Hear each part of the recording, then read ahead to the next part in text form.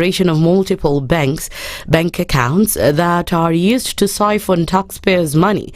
While appearing before the Senate Special Funds Committee chaired by Vihiga Senator Godfrey Osotsi, Auditor General Nancy Gadhungu revealed that some counties illegally operate more than 200 bank accounts.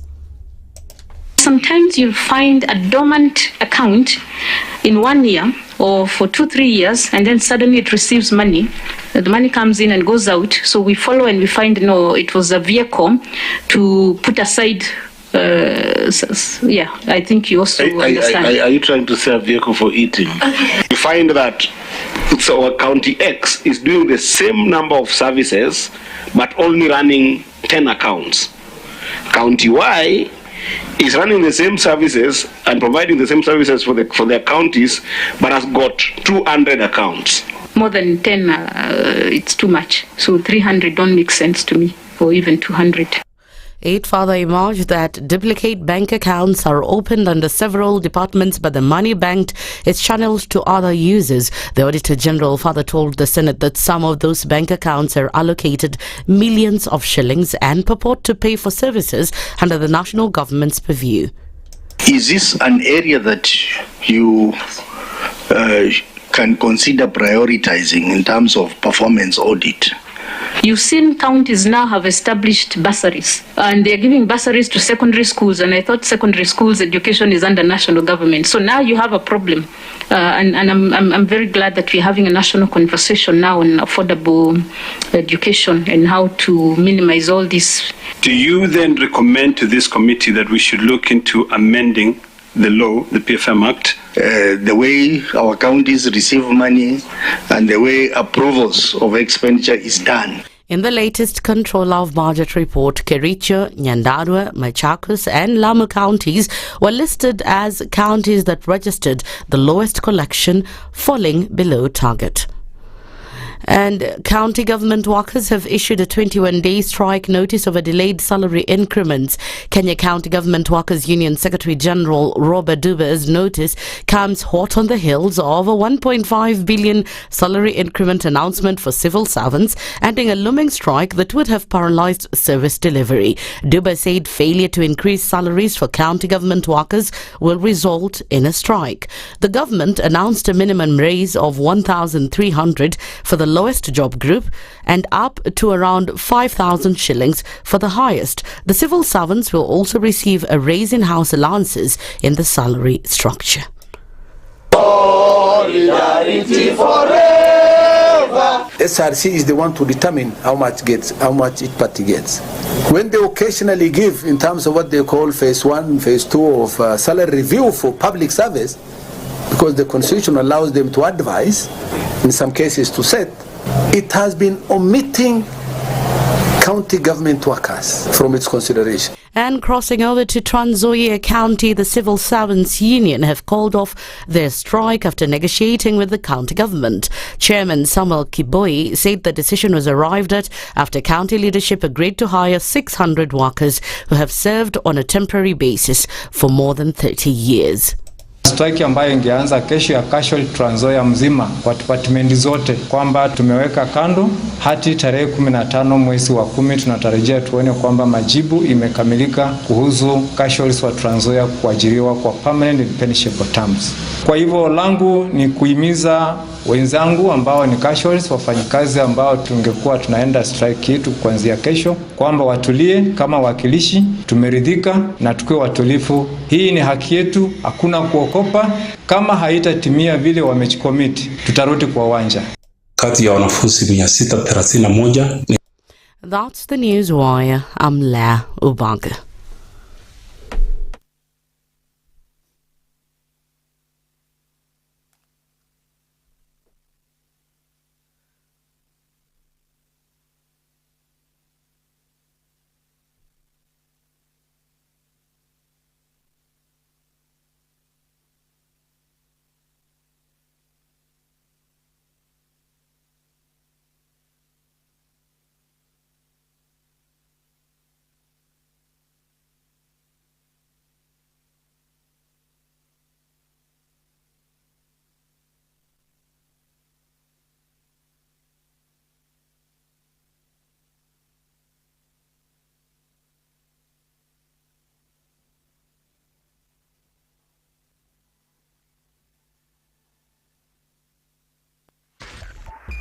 102.5 SpiceFM, Kisumu. The following takes place from 6 a.m. to 10 a.m. every weekday on SpiceFM. If a lion shows you its teeth, it doesn't mean it likes you. It doesn't mean it likes you. It wants start. A liar calls as witness one who is either dead or far away. Say it in Kiswahili. Ben low, nin inte, yenin there, you markati kadikta. You know this character called liar. He has disturbed people. So when you tell him, who are your witnesses, he will take you to a place where it is difficult to verify. For someone like me who sweats a lot, I cannot survive there. Sweating is biblical. Good. And you must blame it on art. You tune into Kenya's biggest conversation. My name is Ramanya. Amen. Amen. So 1 hour is over? Yeah. Oh, yeah. Okay. It gets over Can you imagine in 20 minutes. What the big boys have also done? I'm very proud of myself. When you understand about partnership in politics, it's like the way marriage is these days. When you're looking for a wife, you're like, oh, maybe you can help me pay for fees as I pay for the rent. Why should you have a lioness living in your bedroom? I have to tell you a story. I went for a prayer meeting, which was called for the spouses of candidates for senators and governors. And when I got to the gate, the lady who was the secretary, she refused to. She's telling me, no. Leo tunataka wa mama. Leo ni wa mama. I'm telling her, no. She said, no, sio siku yenu. And I thought, there's a problem here, because if it was a man, but this was a lady. It will be called First Ladies until you change the name. The Situation Room, Kenya's biggest conversation. 3, 2. Everybody, welcome to Kenya's biggest conversation. Nairobi Latifa, Muga, Madam Du, nimesalamia wote sana. Tumepokea salamu, asante sana. Hapa Garissa today the weather is very good, only that baridi inatupeleka mbio sana. Sasa baridi ni degree ngapi hapa? Hata sijui lakini madam tunakauka sana. If you want to follow the money trail, you've got to think like a thief to be able to catch that thief. A slap from a friend is better than a kiss from an enemy. You remember the kiss of Judas Iscariot? Iscariot. Yes. Is the one that imetuweka kwa hii mashida yote na mataabu kwa sababu of that kiss.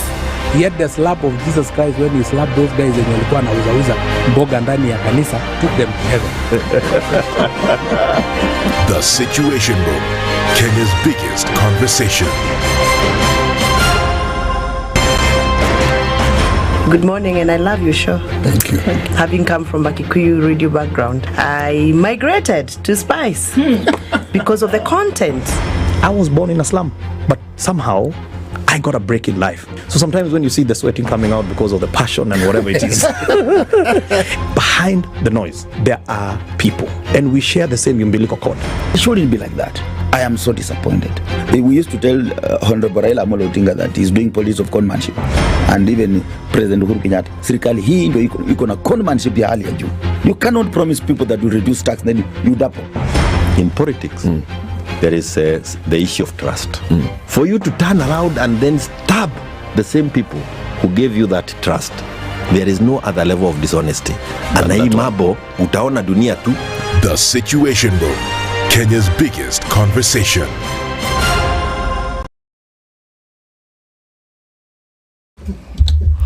Good morning and welcome to Thursday. All right, what's happening in your neck of the woods this morning? Let's take a quick look and see as we get into Thursday proper. Traffic is already probably doing that thing on the roads this morning, but very little of it coming off of Thika Superhighway as we're looking at survey through towards the underpass. Let's take a quick look at Landis Road as you get towards Kamkunji at the roundabout, and then on to Haile Selassie.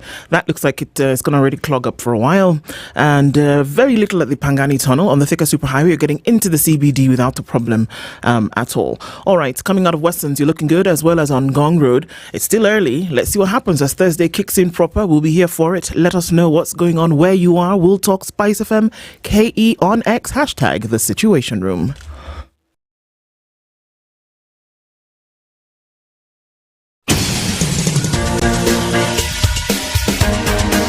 This is The Situation Room, the home of hard-hitting political commentary and penetrating insights about the state of the nation. This is a talk radio experience like no other. The Situation Room, a place for hard truths, debates, and elevated conversations. The Situation Room, witty, political, engaging, deep, controversial. In the room, we have C.T. Muga, researcher, academic, seasoned political observer, a fountain of wisdom in these politically uncertain times. Ndu Okoh, Nigerian by birth, Kenyan by choice, communications expert, Pan-Africanist, a truth seeker and believer in people power, and Eric Latiff, agent provocateur, the man in the chair, seasoned journalist, news hound, a man who believes in punching up, not down. This is The Situation Room, the only way to start your day. Guten Morgen, guten Tag, bonjour, ça va, kedu kodi, inakwana, habari asubuhi. How many languages were those? 2. Ah, no, there were like 7. Oh, 7. Yeah. Abi? Yeah. Caro. Okay, 7 now. Good morning, everybody. Siti, good morning. Good morning. How are you? Fine. You're fine, thank you, or just fine? I am fine, but it's cold, man. Hey, it is very cold. Yes. Yeah, yesterday was actually kind of cold. No, even this morning. You're talking yesterday. This morning. Chilly chill. Oh, yeah. And I know you don't like the cold like that. No, I like the cold. It's my body that doesn't like it. Yes. And you're part of your body. There is a little detail, yes. Okay. Jesse. Good morning. Good morning. How are you? Very fine, thank you. Very good. Yeah. Can you have an eggless yolk or a yolkless egg? You can't have a yolkless. You can have a yolkless egg, but you can't have an eggless yolk. Okay. I'm asking. What do you think? I just thought about that this morning as we were having breakfast, and I was like, I think. Can a yolk stand on its own? An egg can be without the yolk. I think it's an egg. An egg can be without the yolk, but the yolk cannot be without the egg. It needs the house, ne? But is an egg without the yolk? This is the question. Of all the things we could discuss, Why not? Yeah, the two of you have figured that this is the thing that we need to sort of like strain our minds and figure out. Yolk, egg, yolk. Doesn't it give your brain a little bit of gymnastics this morning, though? No, it doesn't. No, it just irritates you. No, it actually doesn't irritate me. I'm thinking, okay, now, so when we figured it out then? See, then we'll know. Now you know. But what is that we don't know? We know an egg, and an egg is the white and the yolk. That's an egg. But it's similar to the question, who came first, the chicken or the egg? But that one is not a difficult question. It's... The chicken came first. Yeah, because God created all animals and all creatures. Yes. Cool. Okay. I'm just asking. Because the egg couldn't lay the chicken. Yeah, but the chicken could lay the egg. Have you ever cracked an egg and there's no yolk in it? I have. This is what I'm asking. Which country were you in? But you never cracked an egg. Nobody could know. Which country were you in? When here in this Kenya of yours. Kenya. Yeah. It's possible here.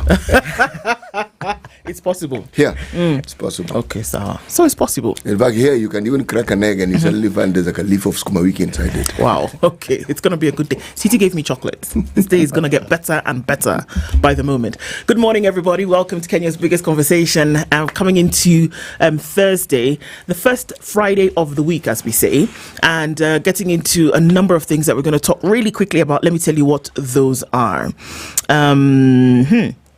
Don't worry, Edna, I'm there. I got it. All right. At 7 a.m., we're going to have a conversation around why it's important to plan for retirement. At some point, you're going to stop working or doing this daily hustle or whatever it is, and they're going to need some downtime. Why is it important to prepare for that, and how will you prepare for that? We'll have a conversation with Pauline Gathuri, who is from the Association of Kenya Insurers, and how you can actually set up for later on in life.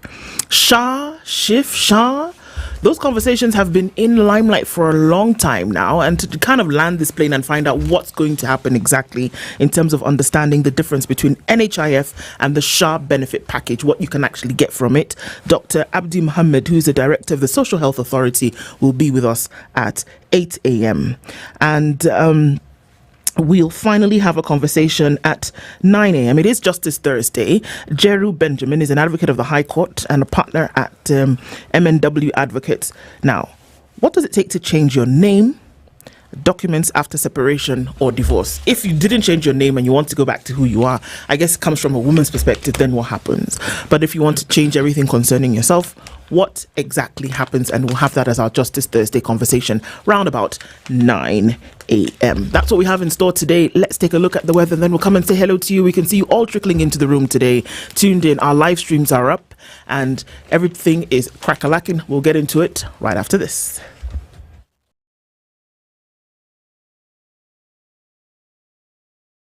This is the Situation Room, the only way to start your day. Thank you very much, Eric, and it's good to be at the Situation Room. Always a pleasure coming here. This is the most challenging interview panel in Kenya. You guys are very well informed, and as you can see, Charles today, very philosophical. To be poor in this country is the greatest sin you can commit, not just from a legal perspective, but from life generally. Yeah. It is very, very skewed. We've just heard on the floor of Parliament, just most recently, a leader within the ODM saying that Sisi ni ng'ombe is a baba. Yeah. Which means that you are willing to be milked dry. You cannot force me to believe. I'll give way. If it's land that I'm told to return to you, I will. Okay? Because the court has said so. But I'll continue saying, watu wamenirusha. That's all that I'm doing. The Situation Room, Kenya's biggest conversation. The weather with SpiceFM. 13 degrees and cloudy conditions in Nairobi. We'll see highs of 22 and lows of 13. It's going to go to highs of 24 in a mostly clear Nakuru at 13. Partly cloudy at 13 in Nyeri with highs of 21. And Nakuru, we'll see highs of 24, where it's partly cloudy at 13. We're looking into a cloudy Mombasa at 24 with highs of 28 and lows of 23.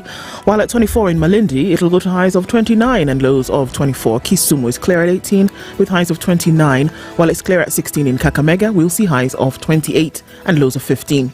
It's a cloudy morning in Kampala at 18 with highs of 27. While looking into Dar es Salaam, it's partly cloudy at 24 with highs of 29. Johannesburg is cloudy at 10 degrees, highs of 24. And into a mostly sunny Mogadishu at 25, we'll see highs of 30. It is 13 and partly cloudy in Addis Ababa, going to highs of 20. And back down to lows of 12. Lagos cloudy at 24 with highs of 30, while at 22 Kinshasa is clear. We'll see highs of 30. It's 28 and mostly sunny in Beijing Thursday afternoon. 16 degrees and heavy rain in Paris this morning with highs of 18. And it's a cloudy morning at 14 in London with highs of 21. Wednesday night in New York is clear at 18. Coming to Thursday, we'll see highs of 24 and lows of 16. Mature, intelligent talk every morning. Spice up yourself.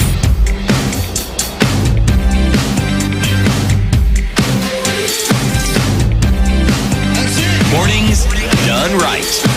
94.4 Spice FM, Nairobi. All right. Good morning from Nyamira County. Locked and ready to go. Kevin Okombo is following us this morning. Good morning, locked and ready. Miruka Market is where Elias Tumbo is. Macadero Mike says, good morning, Spice family. Mike from Kisumu is inside the building. Thank you so much for joining us this morning. CT complaining of cold, we understand. We understand. CT, somebody got you. They understand where you're coming from. Mm-hmm. So don't worry. Everything is going to be what? All right. Thank you. Okay. Rogers Nyange says, good morning. Tuned in from Voi, Taita. In your home area, Jesse. People are from your place greeting you this morning. Good morning. Geraldine Ochieng says, good morning from Helene. A toast to Agri Momanyu. You've toasted yourself. May you to continue to inspire yourself and love. Oh, it's your birthday. Well, happy birthday to you, Agri. Great to have you in the room this morning. Evans Ntabo says, Kedu Kodi Ndu Odima. Very fine, thank you. Tibbs Muga says, good morning. Thanks for always the hard work. Well, thank you for always tuning in, Tibbs. Very good to have you here every morning and keeping, conversations righteous. Good. People, good morning. As usual, tuned in from Kissy. Wajiro, we see you. Good morning. Robert Mbogo is also saying good morning. Good morning, Team Spice. Could someone remind Honorable Ryla, when the deal is too sweet, think twice? Carol Nyambura natupenda sana, tunakupenda pia. Good morning, Princess Ndu. Good morning, Leo. Appreciate the good job you guys are doing Thank you so much for being here every morning. Great to have you in. Matthew Kihara says good morning from the USA. As usual, the best radio in Kenya. Asante Sana. Ndu, ask CT, says Don Zabwa. Most politics and government and governance politics and governance always be mischievous? CT, must it always be mischievous? Well, 3 decades of leadership on this continent and even before have taught us that is what political leaders do. Yeah. Yes, when they are sent to the highest seat in the land, that is the president or a prime minister, if that is the case, what they do is they plunder and they oppress their people. And at the end of the day, the people always get the short end of the stick. That is what politics in this country, and on this continent rather, has shown us. So if we were to go by our lived experience, it is a little more than what he's actually saying. Well, there's your answer, Don. See, I guess now you know. Okay. Good morning, Ndu. Kindly dedicate this song, Wakati Nikiwa. Do. Okay, where? Peter Munya, let's just say good morning for now. Jambo Kenya, we're a special nation on the African continent. Regardless of all, yes, indeed, Kenya is special, says Francis. People are just asking me to ask CT questions. Pap, you will ask him later. It feels...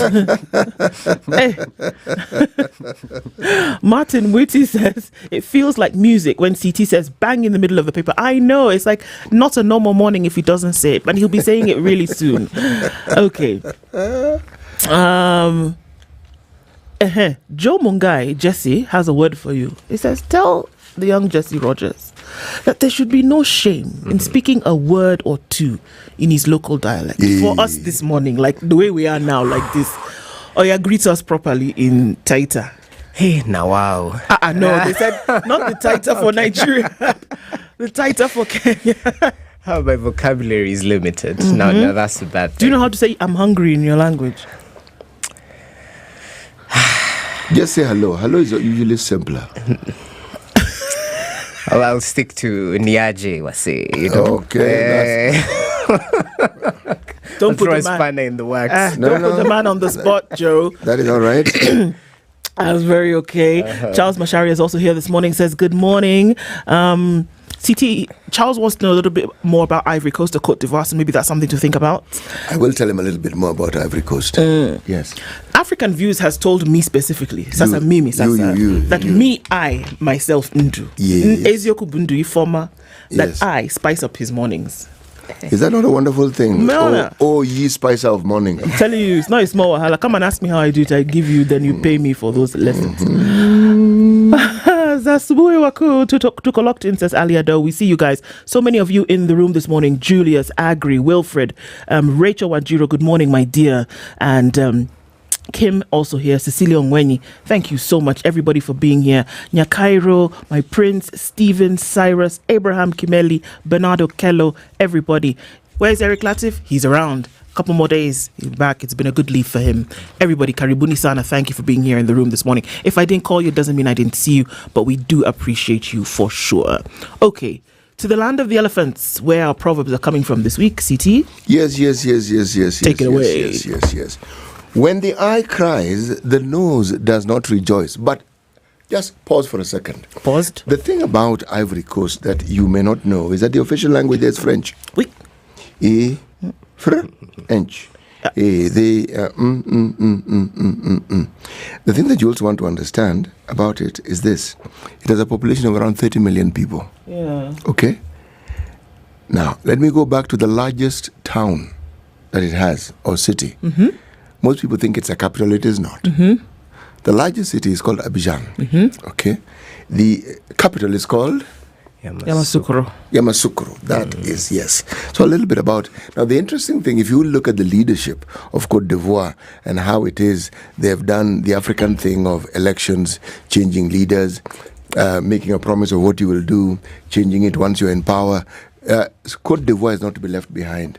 But the current president, when he first ascended to claim a position and vied for the presidency, among the things that his opponents claimed was that he wasn't actually Ivorian. He was an outsider. This guy, that country that is just next door. So those ones that his mother came with him. Yeah, he's just here. So he can't actually be our president because he came from just here. Okay. It's something that politics on this continent does. But it also tells you just how important heritage is. Yes. People want to feel that you're one of them. Yeah. He's one of ours. No, he's one of theirs. Yeah. And that alone can give you a heck of a lot of problems. Indeed. Okay. You must belong or belong. That is enough for today about Ivory Coast. There'll be more tomorrow. Voila. Yes. It's good. When the eye cries, the nose does not rejoice. No, the nose doesn't rejoice. In case you thought it did, it doesn't. Yes. Because when you tear up, your nose starts to do a thing and... Your nose also tears up. Yes. It's called sniffles. Yeah. We're all connected somehow. Oh, they are very, very connected. So we could take it to the human race. E-N-T. Yeah, E-N-T. That is why it is so. Yeah. So nose does a thing, throat does a thing, eye does a thing. So when something happens, when we're connected in one way or another, it's going to affect the rest of us. Yes. The toe bones connected to the neck, the head bones connected to the neck bone, the neck bones connected to the shoulder bone, the shoulder bones connected to the arm bone. Now hear the words of the Lord. Okay. I'm telling you, there's always a song. Clearly. Okay, let's take a look at the headlines this morning, and we'll start off with the Standard. Proposed revenue law raises a storm. How many storms can you take? But okay. The Council of Governors have raised objections to the proposal by the Commission for Revenue Allocation to reduce the weight of population while increasing that of land in its revenue sharing formula that will see 24 counties lose billions. You want to know what that means? Stick around, we'll get into that story, but it's a big deal. That we want to say you will put a lot more on your land mass as opposed to the number of people that you have, and people don't like that very much. Okay. Indian leaders weighed into Adani airport deal. I know you want to know what that's about, and we'll let you know. China reaps most in ties with Africa. I don't know that they would do something if they were going to be on the lower end of the receiving stick. Auditor, shut illegal bank accounts. Okay. That they have to say it, I think is a bit more worrisome for me. That if it's an illegal account and somebody has to tell you to shut it down, then I'm a bit worried about where our priorities lie. There are quite a number, whether it is from counties who have 300 and I don't know how many accounts, or schools that have how many, public schools that have how many accounts that are used for receiving money here or there. Auditor is saying, you know what, shut it down. We're not doing this anymore. Actually, the thing, we're probably not being given the details as to why the Auditor General has said shut it down, but I would venture to ask why it is those many accounts exist. In the first place? Yes. Yeah. We'll look into the details of the story, but I think that it gets to a point where obviously these accounts are being used for nefarious activity. When that is evident and it can be proven, so by all means shut them down. But not before you've actually determined what they're for. Right. Yes. Raila courts presidents in China to back his AU bid. He did give his first speech to African presidents who were present at the summit. Sticky issues as teachers troop back to schools. Teachers are saying, we were not involved in this negotiation. They're going back to school slowly, but they're not happy. They're not a happy lot. Let's see what happens with that. They are protesting, but they're going back to school. So, that is a good thing. We'll see. That is a good thing. It means, and it shows that they're concerned about the students. Because really, at the end of the day, the people who bear the brunt of all this are the students and the parents. Parents. It's true. Yes. Jesse? Okay, let's take a look at what's on the front page of the Daily Nation. They go big with the story Raila retires, where the Orange Party seems to be planning for Odinga's exit as early as next month. Remember, he's been the party leader for nearly 2 decades, and he will soon call it quits as he eyes the African Union Commission chairperson sit. More details on perhaps who exactly he met as he lobbies for his candidature at the AUC, but equally the local politics angle has been covered adequately on pages 4 and 5. On page 7, Nyeri chair sought special deal for his children to buy cars. Okay. Well, according to the documents submitted in court, of course, Kerry will come out guns blazing, disputing that. But according to a former senior manager at the Kenya Revenue Authority, she says she was sacked last year for refusing to grant preferential treatment to the children of Kerry chairman Anthony Mwaura during auction of cars at the port of Mombasa. We'll get to the details in just but a few, but equally, on the back page of the Daily Nation, they go big with the new guidelines issued to curb cheating in exams. Remember, the KCSE exams are just around the corner, roughly 8 weeks till the candidates sit for the national examinations. And there seems to be a couple of changes that have been instituted by the Teacher Service Commission and the National Examinations Council, NEC. We'll definitely tell you more about that, even as senators want Gathungu to audit revenue farms contracted by counties. So it definitely seems a lot of introspection is going on within the counties, even as the Senate designated committees trying to put the Auditor General to task. We'll get to the details in just but a few. Oh yeah. CT, it's your moment to shine. Top right-hand corner, Intil Green, Gen Z activism. Art is power, says activist, using theatre to fight police brutality. Now, this is a story that is on page 3 of the Star. Okay, there's a gentleman called Davis Tafari. Okay, he says he uses the spoken word poetry and song for non-violent resistance. Good for you, Davis Tafari. That is the way to go. In fact, this non-violent manner of doing things is a lot more effective than most people realize. Indeed. Because what it does, it exposes the violence. Here you are marching peacefully, holding your phone and the Constitution, and somebody comes the battering ram. So you can see who the violent individual is, can't you? Yes. Right. Then there is, well, every time it rains, let me backtrack a little bit. Okay. There's a place called the Rift Valley. It is a valley. And it's okay. So it isn't as though there was a rift in the valley, or is there a valley in the rift? There was actually a rift in the valley. Precisely. Yeah. The earth moved. Yes. And it caused this. But the thing about the Rift Valley, the earth keeps moving. There is a place called Menengai Crater. Once upon a time they said, well, the volcano there was not active. There are those who say, well, you don't really know, do you? Okay, well, I don't know for sure. But every time it rains, the earth cracks are open. And you find these crevices, huge openings. Now, it tells you something about Mother Nature and how Mother Nature responds in a manner that only it can understand. But there are people who actually understand this better than we do. Some of them are called geologists. Yes, they do. They will tell you that given the nature of what we have here, well, Nakuru bears the brunt of it, as in Nakuru County. Okay? Seen it in Naivasha. We saw it in Maimahiu. Okay? These are phenomena that one must always bear in mind because they do occur. Yep. Remember when we had the Solai Dam catastrophe where the dam broke? Yep. And there was a lot of hoo-ha and hullabaloo about, oh, the dam this, oh, the owners this. Nature did a thing. Okay? Now that was it. And nature has done even more things since then. Okay?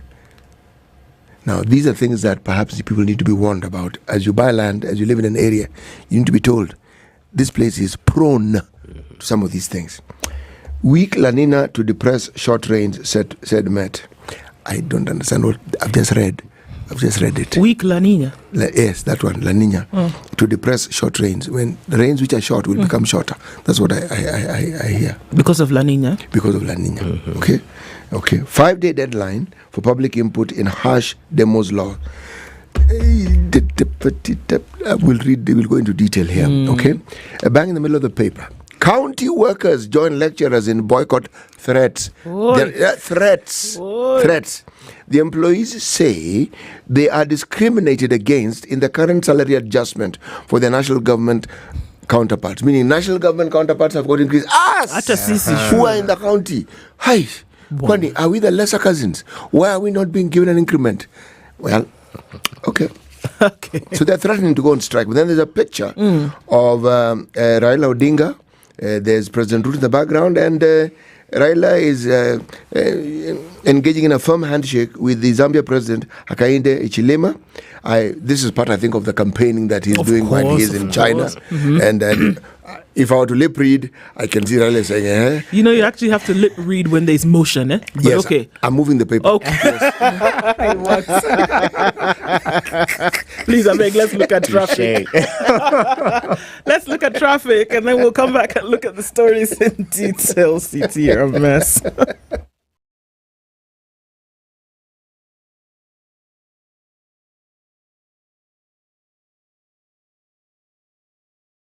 This is the Situation Room, the only way to start your day. If we just gloss over issues and hope that time heals, then we might find that in generations to come, we might be back at the same situation. And the whole thing is born of stolen elections. Spice. When it comes to the decisions you make, you must be independent.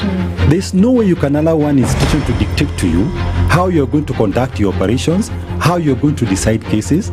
It's a no. When you weaken the institution to the point where they cannot take action, then you realize that politicians have to come up and now start dealing with the issues. That conversation has to die. Our politicians do not like the hard stuff. We must insist on the path of doing things right, whether popular or unpopular. Money changes hands. That is a fact. If you have political goodwill at the highest top, like in Rwanda, then corruption will be an issue of the past. If you don't have political goodwill at the top, we will pass laws, we will amend laws, we will continue passing laws and re-amending laws, and nothing will happen. This is the Situation Room, the only way to start your day.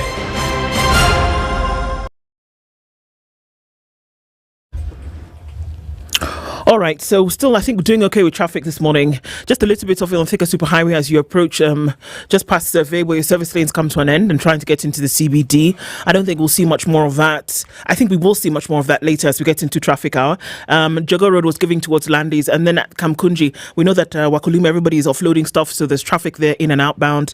As you're coming out of Westlands, we're not going to have an issue here, at least not for now. Gong Road is also looking pretty good.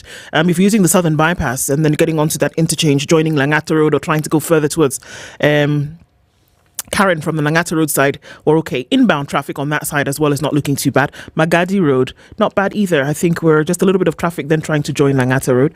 But apart from that, I think we're still slim pickings for this morning. See what happens as we get into Thursday. And we'll talk on SpiceFM KE on X, hashtag the Situation Room. Mature, intelligent talk every morning. Spice up yourself.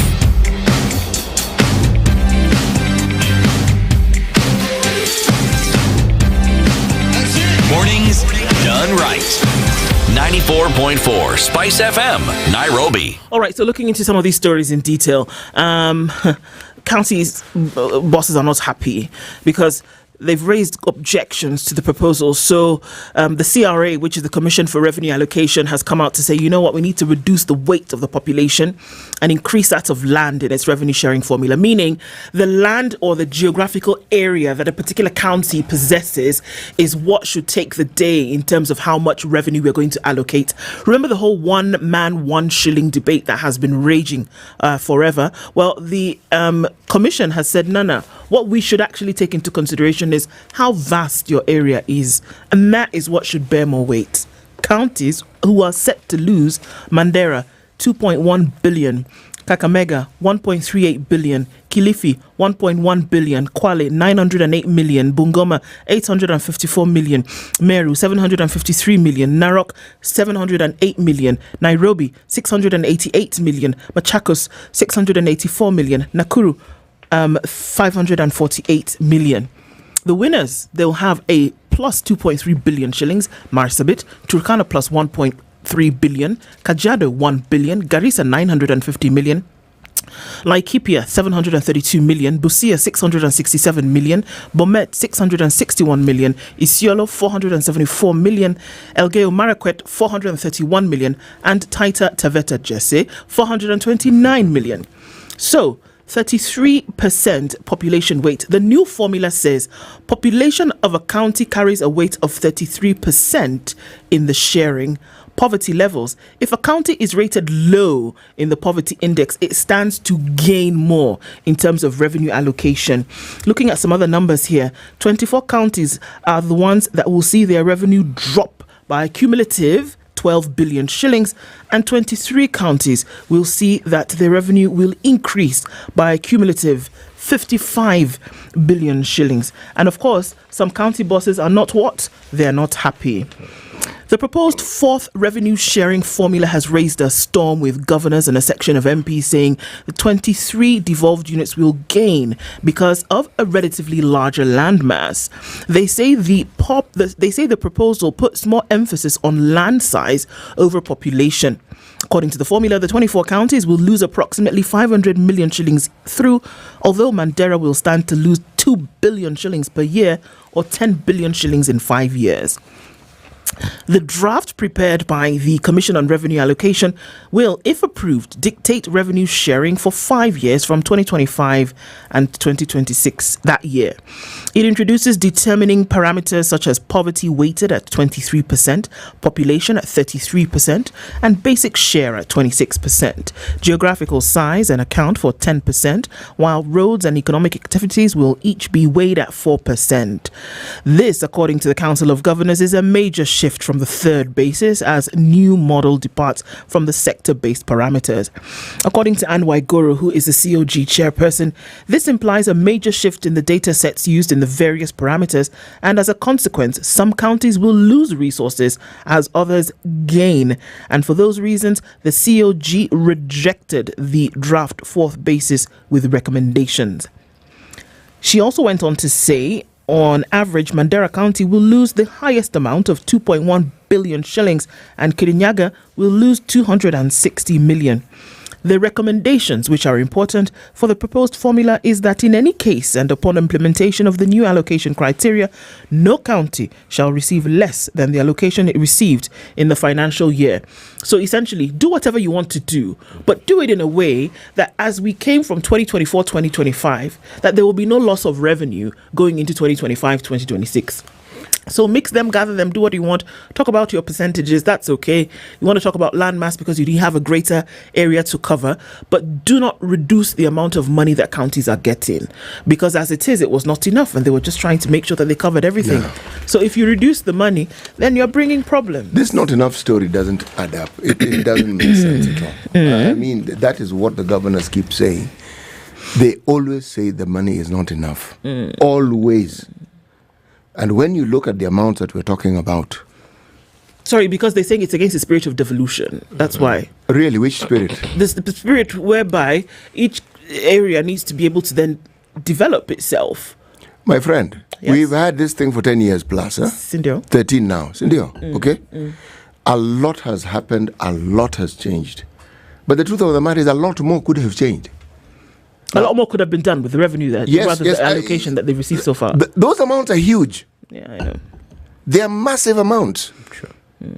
It's just that we're so used to saying billions, you actually don't realize just how much a billion is. Now, when someone tells you that we are seeking to look at a way of sharing revenue that will be, should we say, acceptable by all, that will not happen. No one wants to lose revenue. Okay? And yet, part of the logic that was behind the decisions that dictated revenue sharing was that some parts of this country had been marginalized and had been left behind. There was something called an equalization fund. The whole idea was so that these areas would have time to catch up. So they were given, should we say, affirmative action. Right. Okay? But did we actually ever even implement that equalization fund fully? If at all. Did we ever implement it? No. Did the counties see the benefits that should have come to them? Because it wasn't supposed to be until death do us part. It was for a certain period of time to give them time to sort of like make up for what had been lost over those years. Now, if you bring about a change, can we then talk about reviewing what was there before and look at the achievements that we got with whatever we had before? Because this Kenyan habit of just changing things, you have an education system, change it. Okay. What is it about the old one that we needed to tweak, that we needed to adjust in order to fit in? This idea of always changing things and giving the impression that when there's change, there's definitely an improvement and something better. Not necessarily. No. That the money should actually go to people. That people who have larger population should be considered. Yes, they must. The money is not supposed to go to land. It's supposed to go to people. We understand that. But surely, have we done an audit of what it is that the billions of shillings that we have spent in the counties have done? Do we have an understanding of what it was purposed for and what it has achieved and what the shortfall is? Indeed. Accountability is very important across board. I don't think we can run away from that. That the gains that have been made should be seen. If any, they should be seen and then felt, for sure. But even as you spoke about audit, just yesterday, the Auditor General, while appearing before a Senate Special Committee, raised the red flag on looting spree in counties. That issue about a county having more than 300 bank accounts. According to the Auditor General, Nancy, she said she doesn't see any sense in that. Fine, 10, we can see why, we can find out the reasons, but 300, it doesn't make sense. So she raised an alarm over the massive theft that is going on in counties and said, this was the sticky issue. She said that counties usually underdeclare on source revenue, OSR. So those margins are where perhaps that's where they open extra bank accounts and use them to siphon money, according to her. So simple, having 200 or 300 bank accounts does not make sense, according to the Auditor General. So even as these counties clamor for that, is it 400 billion shillings? Because they don't want it to be reduced by the national government. We definitely should ask the question in terms of the efficiency, how that money, the little or the much that has been going to the counties, has been used. Has it truly gone to the intended purpose?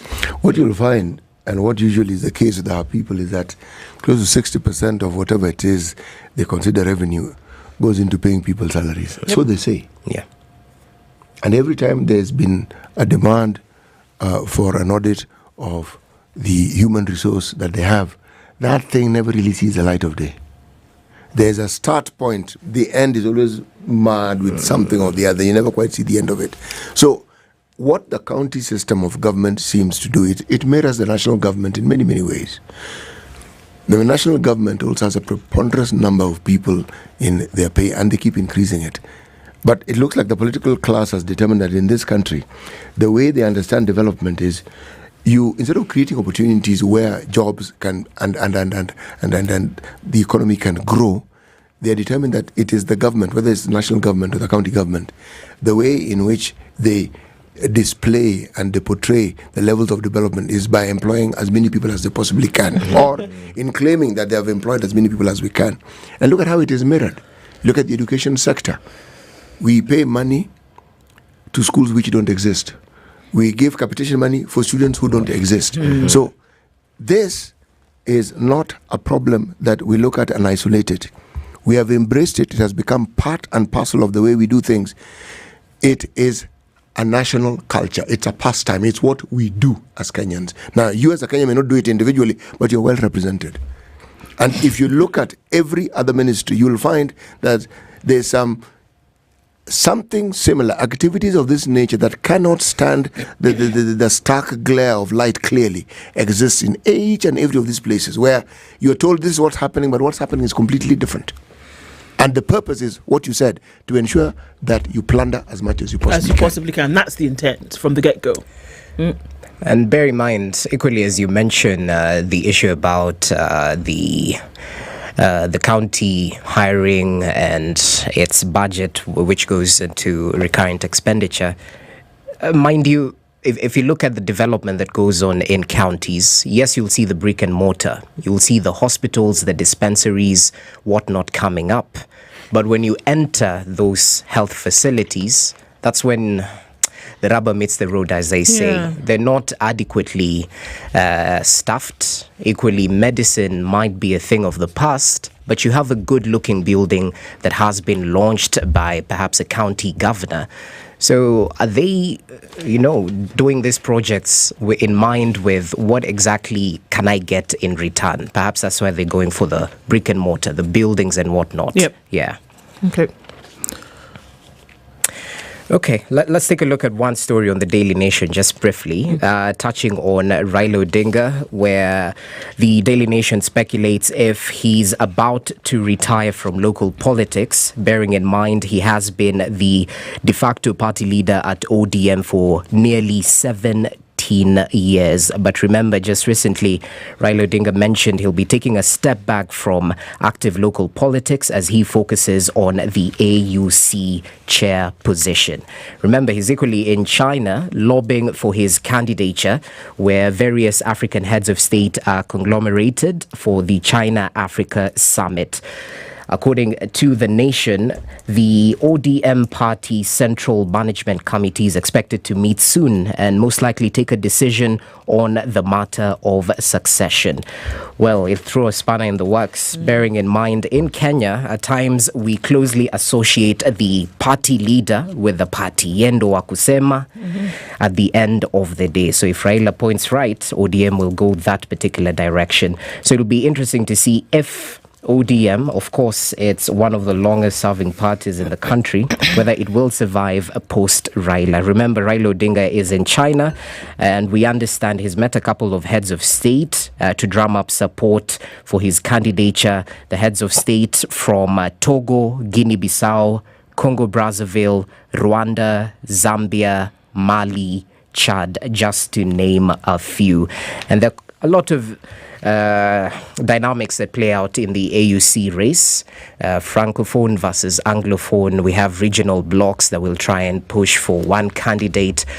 So we'll definitely see how it all plays out. That's one of the stories you can expect on today's local dailies.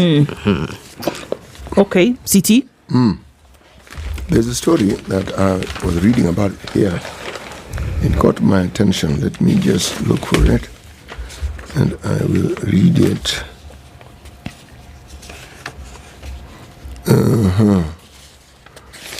Where did that story go to? I don't know. Okay. Sorry, I was looking at the wrong paper. It might help to look in the right one. Okay. Yes. Treasury seeks more powers in sale of state-owned firms. Okay. Now, some of the institutions that we are talking about, let me just read them. Cabinet Hotel, Sunset Hotel Limited, Development Bank of Kenya, Golf Hotel Limited, Mount Kenya Algon Lodge, Kenya Wine Agencies, Kenya Safari Lodge and Hotels, etc., etc. The Treasury is seeking more powers to shape the privatization of state-owned enterprises in changes that broaden the role of government and investment and public enterprise. That is GIPE. It's called GIPE. GIPE is a department through which... Okay, GIPE. That's our...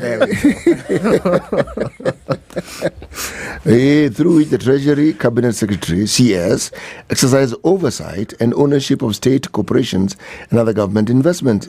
In proposed changes through the 2024 government investment regulations, the Treasury seeks to have GIPE prepare the privatization process, raises a possible clash with the Privatization Authority, which broadly handles the functions properly. Okay?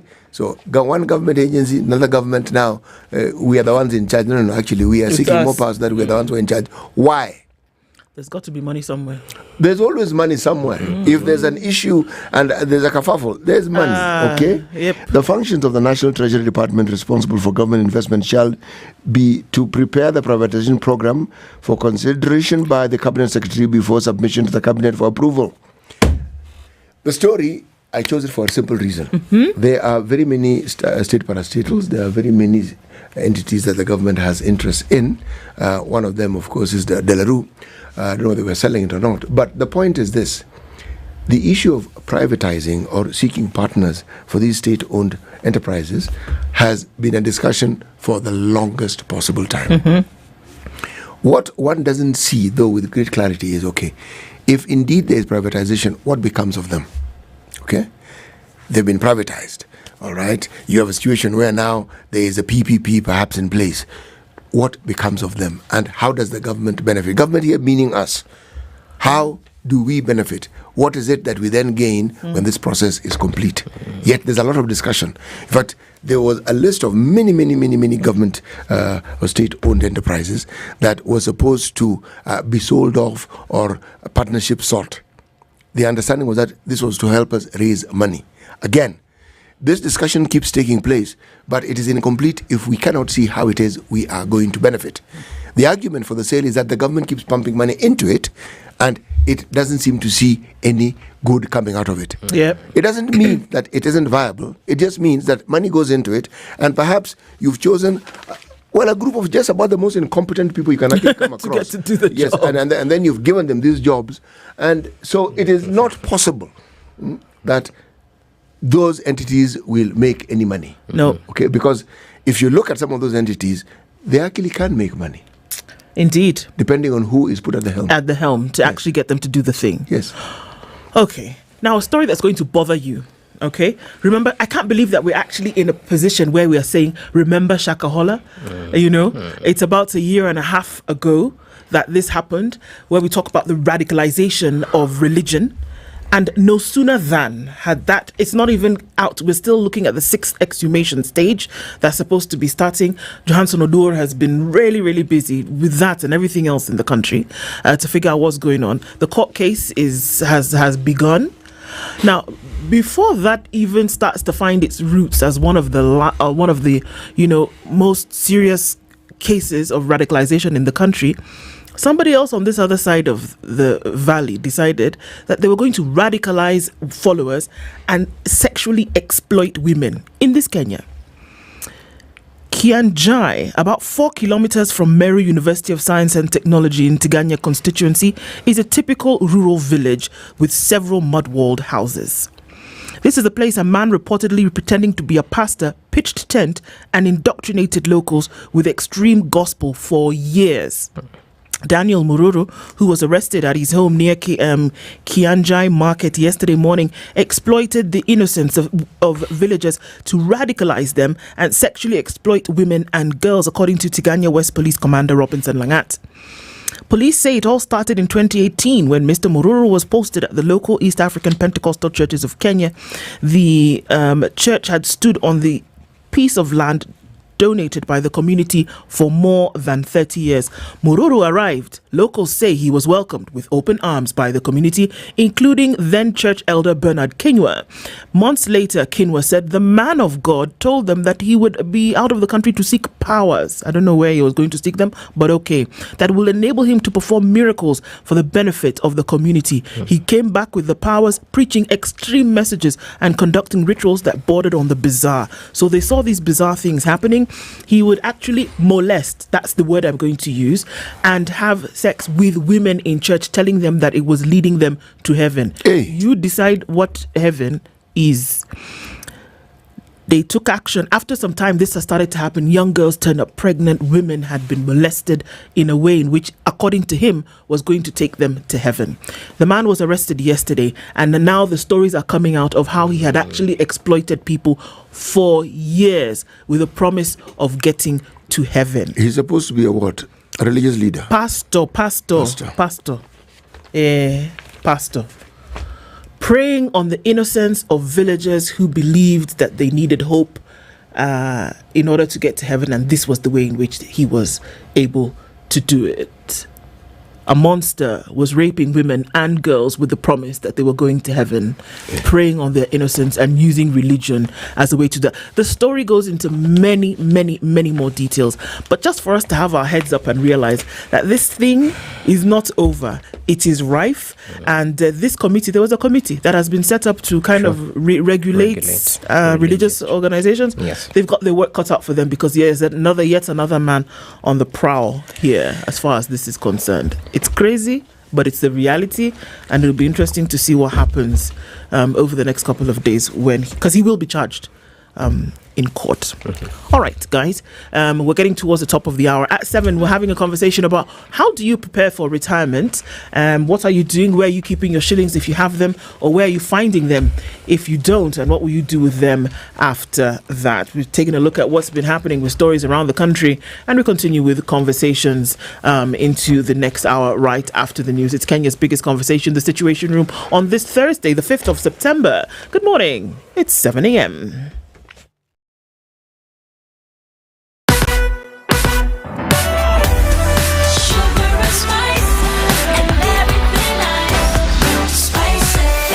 Spice up your life.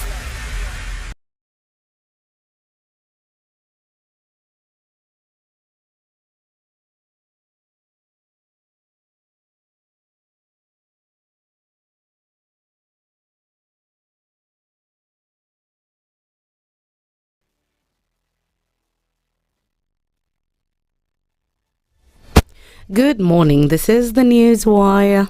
I'm La Ubaga. Teacher Service Commission CEO Nancy Macharia has directed all sub-county directors of education to vet and nominate centre managers, supervisors and invigilators ahead of the commencement of national examinations in October. The Kenya Certificate of Secondary Education will commence on October 22nd and conclude on November 22nd, while the Kenya Primary School Education Assessment will begin on October 28th and end on November 28th. The Kenya Intermediate Level Education Assessment examinations have been slated for between October 28th and October 31st. In a circular dated August 30th, Macharia directed the education sub-county directors to comply with the directive and submit necessary details about successful candidates on the Kenya National Examination Council portal by October 11th. Families of 4 victims who were murdered and their bodies dumped at Akware in Nairobi's pipeline area can now find closure after DNA results positively identified 4 out of the 17 bodies recovered in July. The 4 bodies have been returned to their families while forensic investigations continue to identify the remaining victims. The families of the identified victims are now seeking financial assistance from the government to help them with burial arrangements. The identification process for the remaining 13 bodies is ongoing through forensic examination. The Auditor General has unearthed massive looting in counties through the operation of multiple bank accounts that are used to siphon taxpayers' money. While appearing before the Senate Special Funds Committee chaired by Vihiga Senator Godfrey Osotsi, Auditor General Nancy Gathungu revealed that some counties illegally operate more than 200 bank accounts. Sometimes you'll find a dormant account in 1 year or for 2-3 years, and then suddenly it receives money. The money comes in and goes out. So we follow and we find, no, it was a vehicle to put aside. I think you also understand. Are you trying to say a vehicle for eating? You find that so County X is doing the same number of services, but only running 10 accounts. County Y is running the same services and providing the same services for their counties, but has got 200 accounts. More than 10, it's too much. So 300 don't make sense to me, or even 200. It further emerged that duplicate bank accounts are opened under several departments, but the money banked in is channeled to other users. The Auditor General further told the Senate that some of those bank accounts are allocated millions of shillings and purport to pay for services under the national government's purview. Is this an area that you can consider prioritizing in terms of performance audit? You've seen counties now have established bursaries, and they're giving bursaries to secondary schools, and I thought secondary schools education is under national government. So now you have a problem, and I'm very glad that we're having a national conversation now on affordable education and how to minimize all this. Do you then recommend to this committee that we should look into amending the law, the PFM Act? The way our counties receive money and the way approvals of expenditure is done. In the latest Control of Budget report, Kericho, Nyandarua, Machakos and Lamu counties were listed as counties that registered the lowest collection, falling below budget. And even as examinations are set to begin next month, a dormitory at Matiku High School in Makwini County was burnt down last night. The fire, which happened around 9 p.m, resulted in losses worth millions, as a large portion of the dormitory was affected and belongings of students were also burnt down. The tragedy comes barely a week after Okoh High School in the same county sent students home after burning down a dormitory that was accommodating 175 students. Students had, however, raised complaints over the invasion of bed bugs, lack of water, as well as reopening of school despite the teacher strike. That's the news wire. I'm Lydiah Ubaga.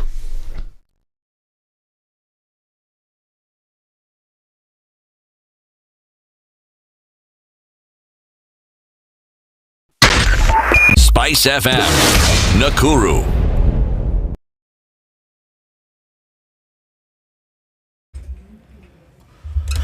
All right, where are you this morning? If you're on the Thika Superhighway, you'll find that there's some traffic coming in through towards Survey and then into the CBD. It's moving though, so we're not having any hold-up issues, at least not for now. We are not in traffic hour yet, but it looks like it's building up to be quite something this Thursday. Also, as you come in on Jogo Road, heading out towards Landis, you'll be fine. And then that traffic that was right around Kamkunji through towards Wakulima, that seems to have reduced significantly. So, wonderful for that. Gong Road is starting to build up. We're seeing a lot of traffic then coming in from Naivasha Road, coming in hot also from at Kikuyu Road area. It's all leading towards Ngong Road, so that is starting to pack up this morning. So if you're in it, it's going to take some time, but you'll be fine. All right. Let's also take a quick look at Kangunda Road. It's touching on Outer Ring. There's traffic coming in from the Ruai bypass and then through towards the interchange right there at Cabanas, and that's past North Airport Road. Manyanja Road is packing up. Outer Ring is also just taking on some traffic this morning. If you're on Mombasa Road, you're doing all right. Coming past Cabanas and then out towards the Nyeri Stadium roundabout through towards Capital Centre, out in that direction is probably where we see more traffic at this time. What happens when we get into traffic hour is that you will let us know where you might be stuck or where you find a good route. We'll talk on SpiceFM on X, hashtag The Situation Room. This is The Situation Room, the home of hard-hitting political commentary and penetrating insights about the state of the nation. This is a talk radio experience like no other. The Situation Room, a place for hard truths, debates, and elevated conversations. The Situation Room, witty, political, engaging, deep, controversial. In the room, we have C.T. Muga, researcher, academic, seasoned political observer, a fountain of wisdom in these politically uncertain times. Ndu Okoh, Nigerian by birth, Kenyan by choice, communications expert, Pan-Africanist, a truth seeker and believer in people power, and Eric Latiff, agent provocateur, the man in the chair, seasoned journalist, news hound, a man who believes in punching up, not down. This is The Situation Room, the only way to start your day. It's 7 minutes after 7 o'clock on this 5th day of September. It is Thursday and another day of Kenya's biggest conversation. And as we're getting into it this hour, we're going to be talking some serious stuff this hour. In terms of what needs to happen later on in life and planning for the future. But even as we do that, our guest is already seated in the studio this morning. It's going to help us talk a little bit about retirement. But before we get into that, just to remind you, our live streams are up: Facebook, YouTube, X and TikTok. And following all on different radio platforms, Radio Garden and the like. And also a big welcome to our audience on KTN. Always a pleasure to have you here every morning as we get into some of these pertinent conversations and setting the agenda for conversations that need to happen here in the country and indeed around the world.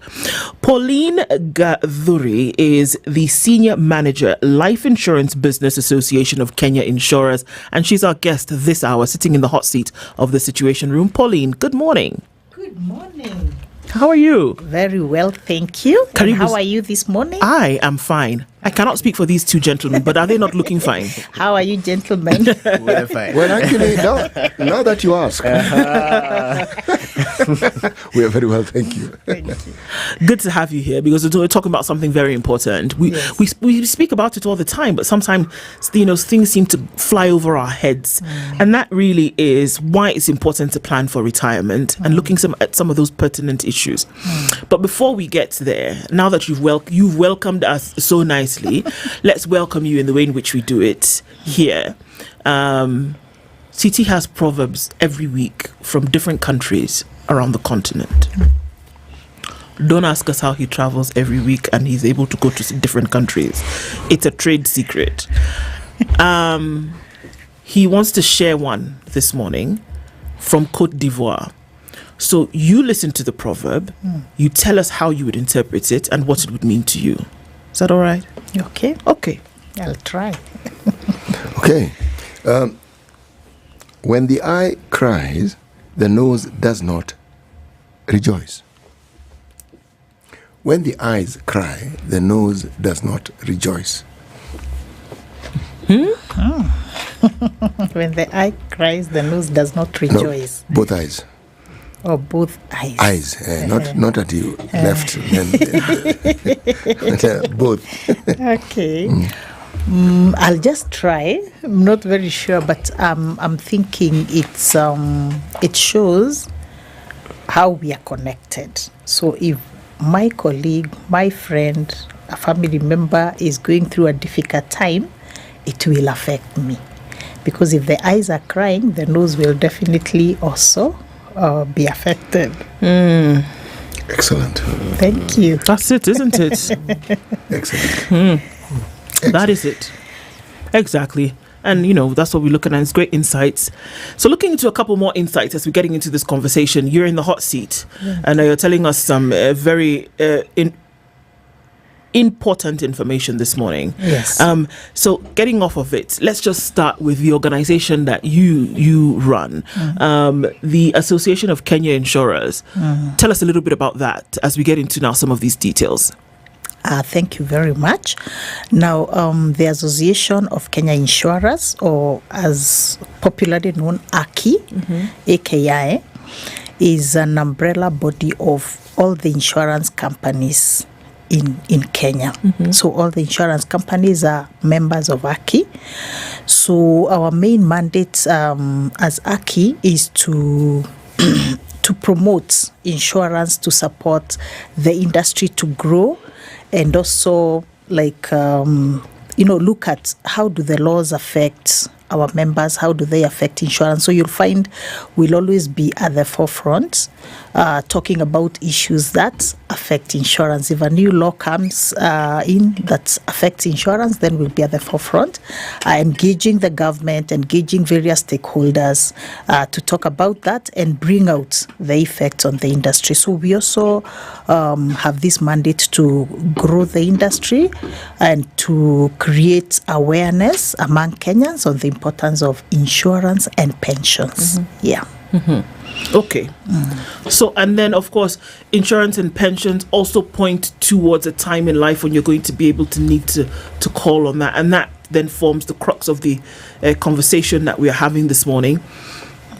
Looking into retirement and say, you know what, why is it such a big issue that when it would sound obvious that maybe later on in life, you're not going to have as much vim and as much energy to do the things that you do running around up and down. So you're going to have some kind of sustenance. It sounds obvious. But then why does somebody say you need to prepare so much for retirement? Do we see as much when they say you need to prepare for birth? Actually, yes, they do. When you're preparing for birth. But those are the two times in life, when it started and when it's coming to an end that you need to be prepared for.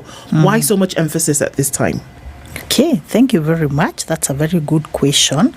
So one of the things, just as you've said, everyone one day will retire. When you're young, energetic, you are hustling, you don't imagine how it will feel. When you're old, you have no energy and you cannot do the everyday things that you are able to do when you're younger. So everyone will get there by God's grace, because that's what we long for, a long life. Then the other thing you find is there's changes in the society. Some decades ago, that there was an insurance in the traditional setup where the young would take care of the old. And so the old age, the old people were well taken care of. Not anymore. The rural urban migration, all the young people came to the city. Life in the city is quite tough, so they are not able to take care of their folks in the village. You've walked in the village, in some parts of this country, and you find an old person living alone, very needy. And so one of the things, and by the way, for our age group now, our children are not migrating to another town, they're actually migrating abroad. So in old age, who will take care of you?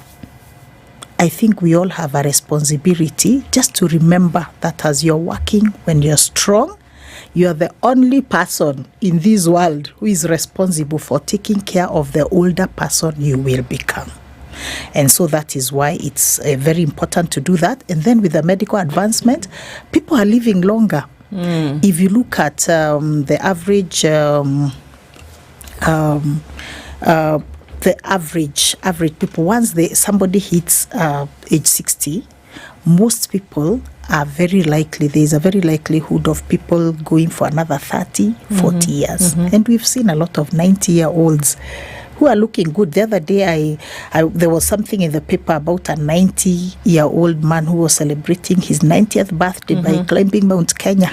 You can't do those things if you don't have the money. So as you're working now, just know that after age 60, maybe when you retire, or when you're old and you can't work anymore, you will still have another 30 years to live. And remember, your expenses will not retire with you. Expenses will continue. You still need to eat. You need medical care. You need all these, pay your electricity, your water. So those expenses will not retire because you have retired. They'll continue, you know. And then the other big advantage we also find is because the government has realized this, because if somebody does not plan for their retirement, they also become a burden on the government. We've seen even the government coming with policies to support old, needy people with the cash transfer to Wazez. I think they give them 2,000 per month. And that is hardly enough. You can imagine 2,000 per month when you're 80 years old. It won't help. So what the government has done is to encourage us when we are younger, when we are working, by giving very wonderful tax benefits. So it's very rare for the government to give you tax breaks. But for retirement planning, they have, it's there in the law that up to 20,000, you can save up to 20,000 shillings per month. That is about 240,000 per year, tax-free. So you deduct it from your tax. So if you're not in a retirement, if you're not already in a plan where you're saving towards your retirement, you're actually losing tax benefits. And everybody wants to keep their money safe from the taxman in a legal way. And maybe the other thing I would also mention is, it's very good for us to remember that when you're old, who will take care of you? How will you take care of yourself? Now, there's some research. We have a regulator called the Retirement Benefits Authority. They have done wonderful research, which they do every year. And one of the things the latest research has shown is that out of all the working Kenyans, which is about, that translates to about 27 million Kenyans who are working, only 26%, that is about 3.5, are in any form of a retirement plan, are saving intentionally for their retirement. That is a very sad or scaring statistics for our country. Why do you think that is, if I can interject, Pauline? That it would seem, from the things that you said, it would appear that it would be obvious that, okay, so you get older, you don't have as much energy as you did before, you don't have as much in terms of opportunity to take care of yourself. And yet, if they have an opportunity presented itself for you to keep a little bit of something aside, still people don't. Why do you think that is? I think one of the reasons is because people are not aware. As we create aware, as we tell people, then people will realize, oh, what will I actually do? I think most of us, we just concentrate on the short term, the day-to-day living and survival, and we don't think about that life after. Because when you actually look at it, most of us just have the advantage of working for about 30 years, maybe between age 25 to 55 or 30 to 60. After that, you have another 30 years to live. So within this period of 30 years, you have to survive that 30 years. You have to take care of maybe a family if you have, but you also have to save for the other 30 years after that. Yes. So I think it's that creating awareness and telling people you need to prepare. And I think in the proverbs you've shared, in every country, every tribe, there is a proverb about planning for the future. Yes. The always is. What you're referring to is a culture that has not taken root in this country. Because for the longest time, the old age insurance for many Kenyans was their children.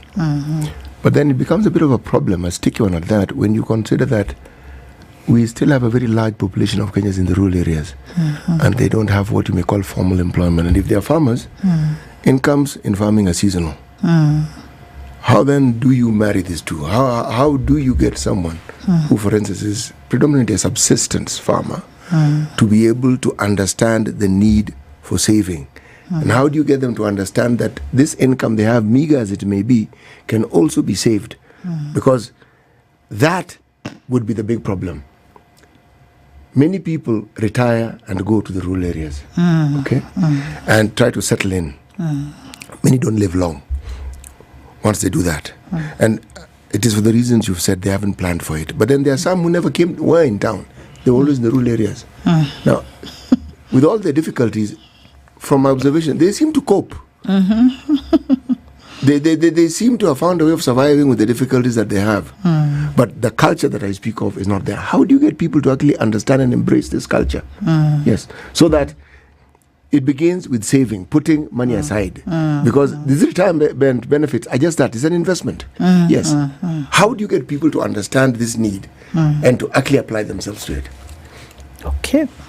Thank you. Thank you very much. Actually, your observation that people who have always lived, if somebody has always been the farm, somehow they'll cope better than somebody who has been in town and then settles there, because then they don't have any income. They don't even know how to farm.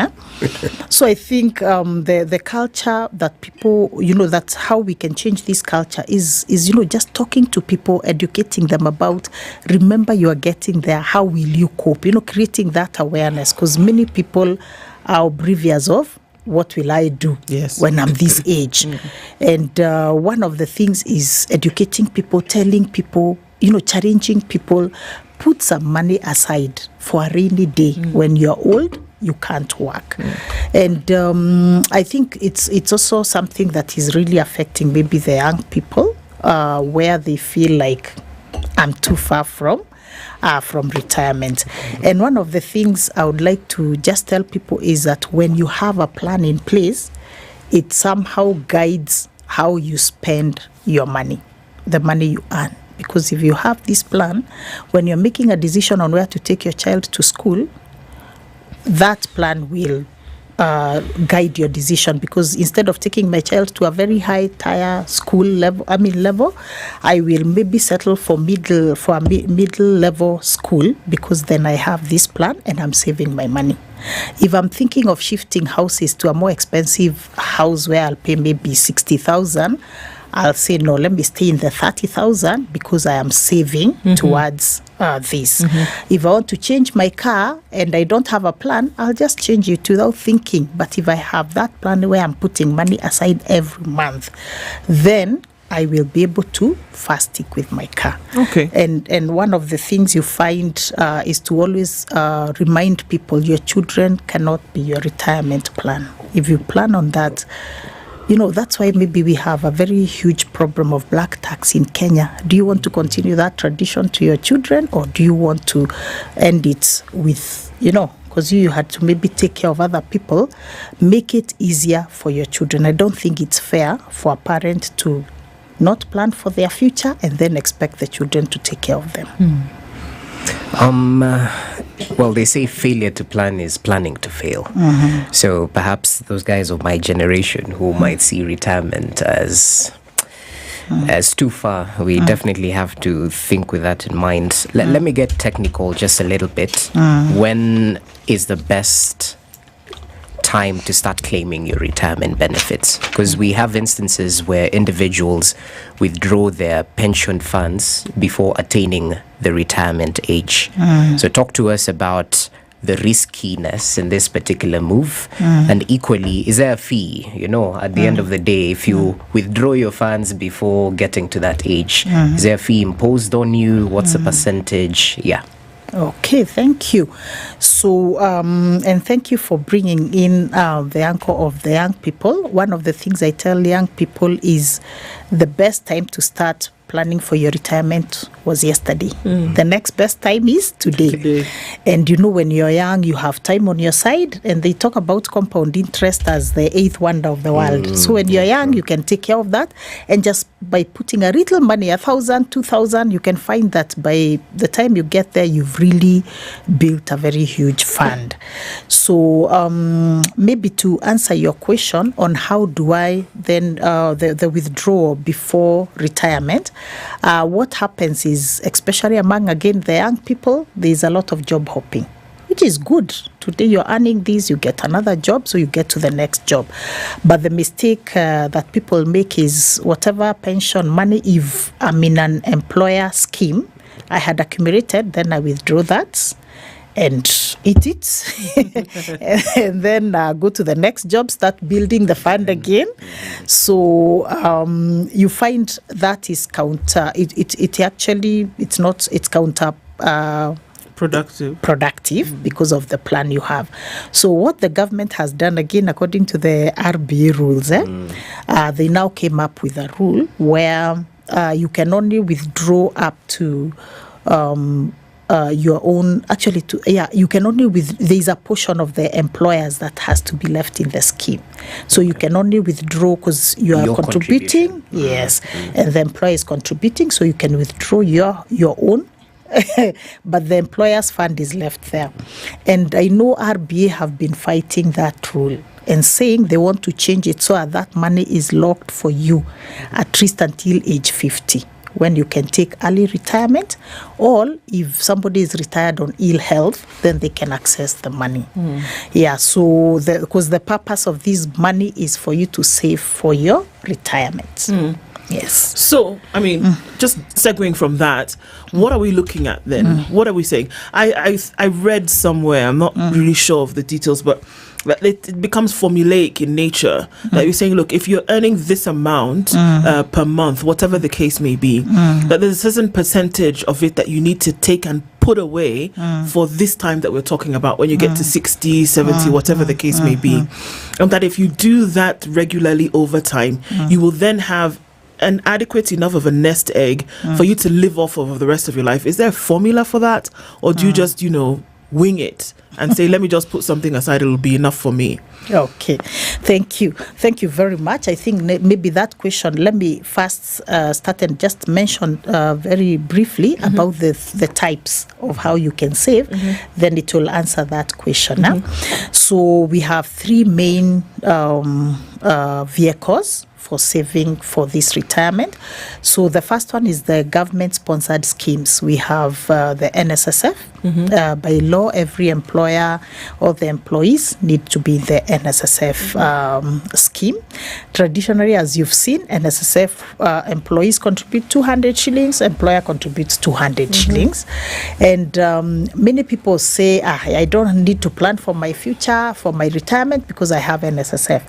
Most people you talk to after working for between 30 and 40 years at retirement with that, the NSSF scheme, as it was before beginning of this year, they would go home with 200,000 shillings after 30, 40 years of working.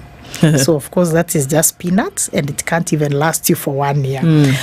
Now there's a revised, the NSSF Act was revealed and reviewed, and now there's the amounts were increased. It works out to about 6% of your pay. 6% of the employer contributes 6%, and you contribute 6%, of course subject to some limits, and it's normally divided into two tiers.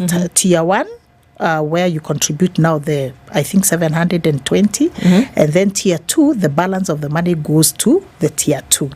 But one of the biggest advantage that Act recognized is that the tier 2, the bulk of the savings, you can transfer it to your private pension plan. Okay. Yeah, you don't have to put all of it there in case you're having doubts. So that's one of the government schemes. Then for all civil servants, they are in their own government scheme.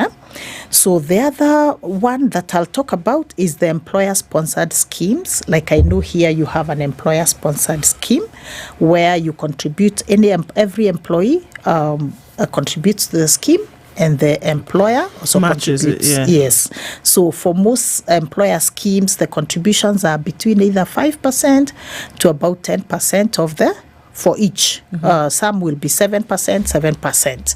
So that's about 14% of your salary, which works out to a good earnest at retirement.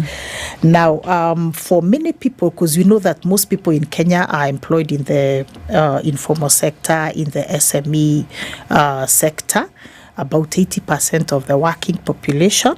So for these people, where the employer may not have have set up a retirement scheme, then we have the individual pension plan, and this also works for self-employed people. It's a perfect product for them, the individual pension plan. So with this, you have now, it's also registered with RBA. You enjoy also the tax benefits that are also open to all the other schemes. And what happens is now you can, so with the individual pension plan, it's now flexible. Okay. I mean, self-employment. These the first 3 months of the year, maybe my business is doing well, I can decide to put in more money. Maybe 10,000 every month. Or I can even, 1 month I make a lot of money, so I put in 50,000. Then I have a dry spell. I take a break. I'll just continue again when I get money. So it's very flexible. That one you decide the amount yourself based on what you're able to save. Yeah. Okay. Mm. Let's take a break at that point and come back and look into a little bit more of the nitty-gritty. Why it is important to save for retirement, and we're looking at that from a perspective of what happens in the future. Pauline Gathuri, who is a senior manager, life insurance business at the Association of Kenya Insurers, is our guest this hour. The importance of saving for that later time. It's not necessarily just a rainy day, but it's actually when you are not able to work as you currently are, and then taking that burden now to be able to enjoy it later. We'll take a break and take a look at weather and traffic, and the conversation continues after this.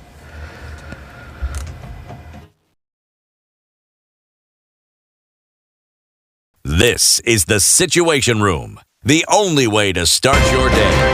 If a lion shows you its teeth, it doesn't mean it likes you. It doesn't mean it likes you. It won't start. A liar calls as witness one who is either dead or far away. Say it in Kiswahili. Ben low, nin inte, yenin der, ayu markati kadikta. You know this character called liar. He has disturbed people.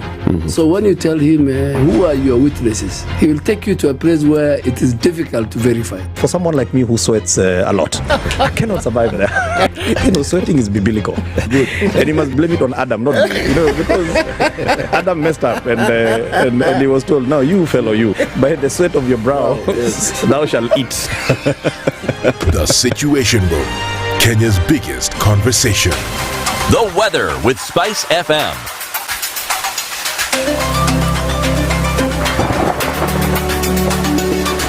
All right, cloudy conditions in Nairobi this morning is currently 13 degrees and it's cloudy at 14 in Nakuru with partly sunny conditions at 13 in Nyeri, 13 and sunny in Eldoret, and at 24 Mombasa is sunny with 24 degrees and sunny conditions in Malindi as well. 18 and sunny in Kisumu and 16 and sunny in Kakamega. Into Kampala, it's cloudy at 18 and Dar es Salaam mostly sunny at 25, 11 degrees and sunny in Johannesburg with 26 and sunny conditions in Mogadishu, 13 and light rain showers in Addis Ababa, 24 and clear in Lagos, and 21 and clear in Kinshasa.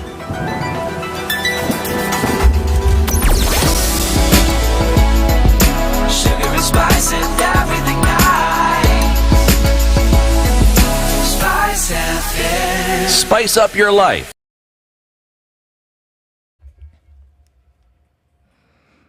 All right, really busy traffic coming off of the Eastern Bypass today, going through towards that Mbakasi interchange, and then through towards the Cabanas interchange, getting onto Outer Ring, through and through as you get to the Manyanja Junction, and then at the Kangunda Road Junction, through towards the Thika Superhighway from the Allsop stage. We're going to then see a hold-up of bumper-to-bumper traffic from Survey through towards the junction of Buranga Road and Wangari Maathai Way.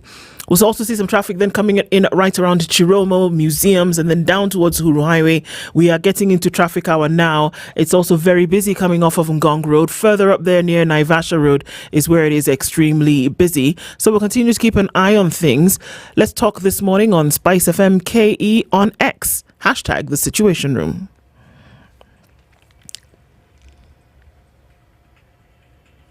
Mature, intelligent talk every morning. Spice up yourself.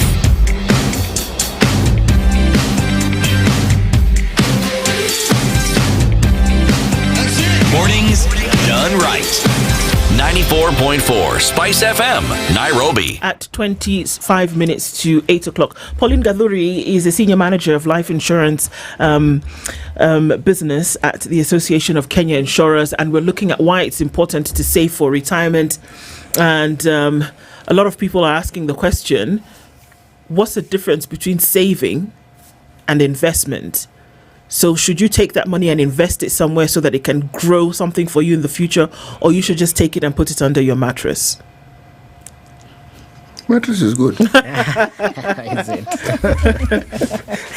Lots of dangers in the mattress. It can be stolen. It can be burnt. It can be eaten by a rat. And it will not earn money for you, interest. And it's also very accessible to you. So you won't last with it for a week before you go and spend it. Yeah. Jesse? Let's say I've managed to put, I'll just pick a random figure, around 5 million Kenya shillings in my pension. Give us a breakdown in terms of the amounts one might expect once they retire, monthly deposits vis-a-vis the general amount you've been able to save through contributions, yourself and the employer. And equally, when it comes to that particular point, do you need to follow up your money?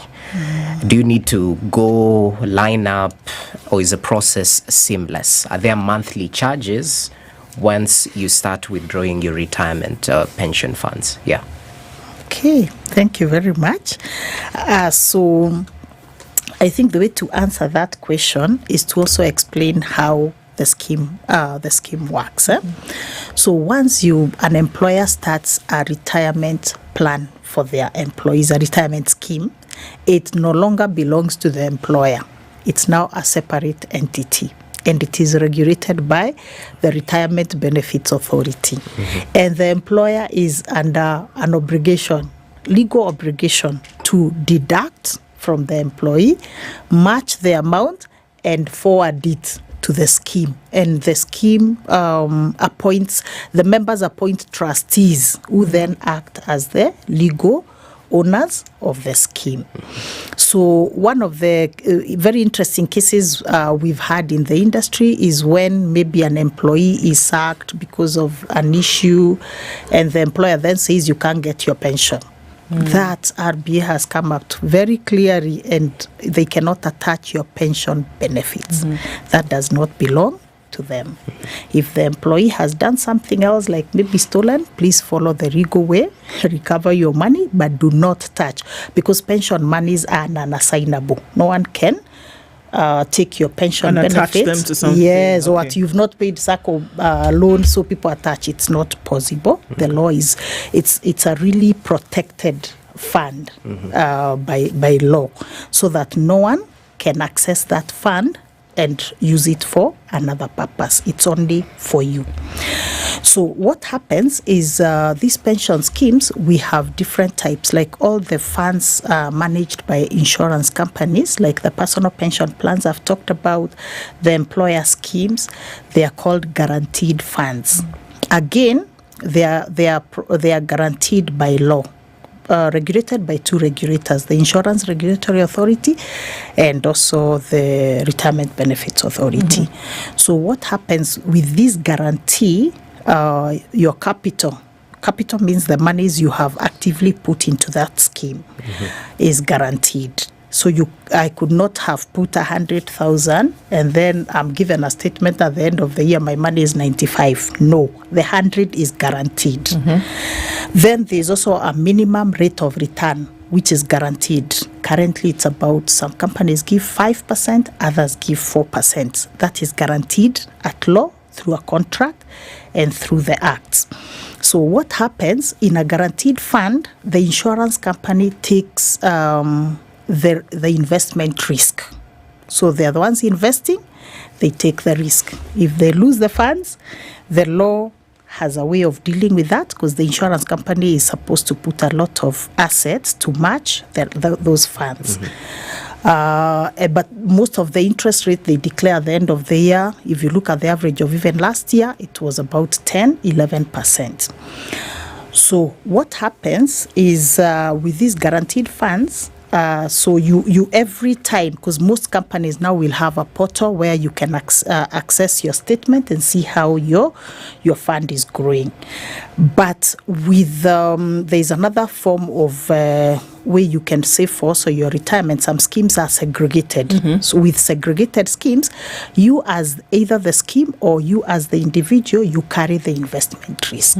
So if the markets go down, so that's the main difference between the segregated funds and the guaranteed funds. Okay.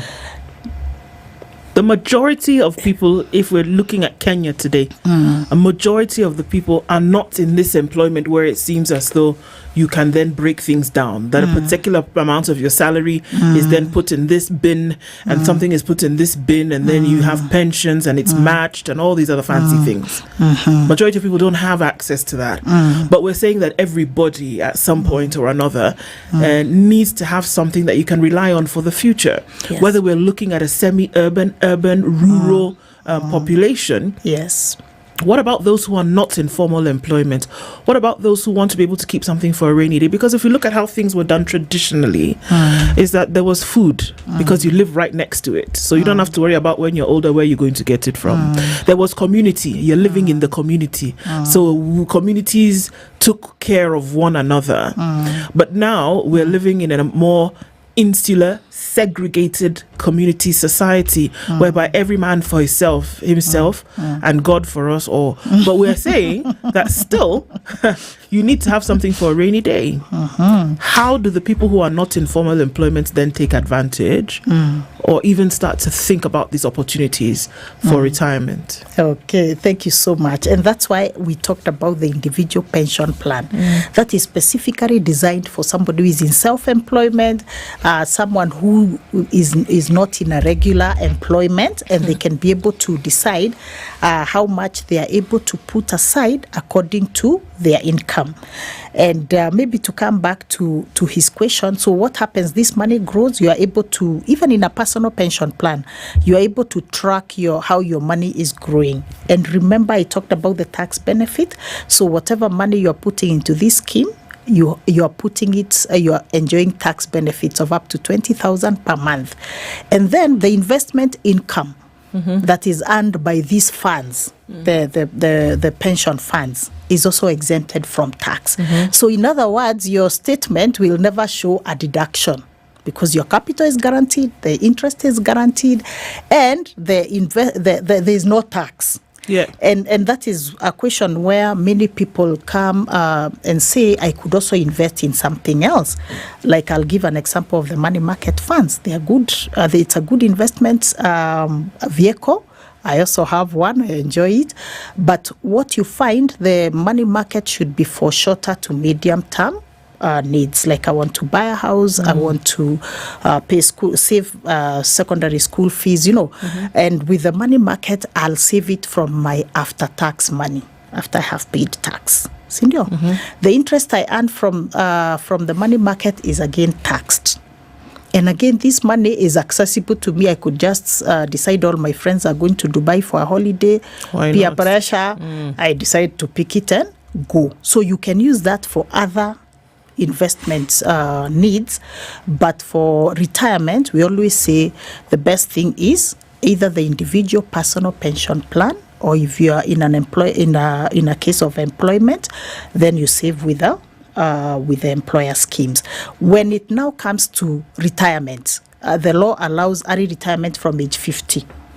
But you're the one to decide when you want to retire if the employer does not push you out. In an individual case where you're self-employed, you're the one to set your own retirement age.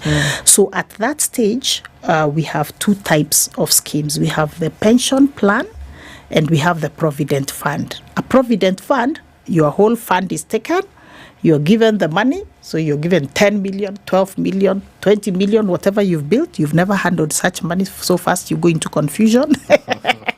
As you decide what to do with the money. And research done by RBA has shown that the people who take a lump sum at retirement, that money doesn't last them 2 years. So the other scheme in which the law and RBA encourages is the pension plan, where you're allowed to draw out a third of the money. So if it's 10 million, it's about 3.3 million that you can go and do games with and try your business. But the other 2/3 you are allowed to either take it now as a regular monthly payment that will pay you every month until the day you die, and that is called an annuity. Or you can put it in a fund called an income drawdown, where you draw a certain amount, up to a maximum of 12% every year for a period of 10 years. So when it comes to withdrawing your pension at the withdrawal stage, there are no stories. The law is very clear, the RBA Act, within 30 days, funds should be paid to a member. Yes. So all these things we are speaking of, we will conduct them through an insurance company. Okay. Yeah. Yes, all these the pension funds I've talked about, we have segregated, which can be done by fund managers, and we have guaranteed funds, which are strictly managed by insurance companies. Most of the individual pension plans in the market, which are regulated by RBA, are actually started by insurance companies. Yes. In the unlikely event that the insurance company goes under, what happens? Okay, that's a very good question. We've seen some companies going under over some years. But one of the things I would like to challenge you on to check is that all of them were actually general insurance companies. Life insurance companies are required by law to build a life fund, which is the insurance company is required to have assets in excess of the liabilities that the life insurance company holds.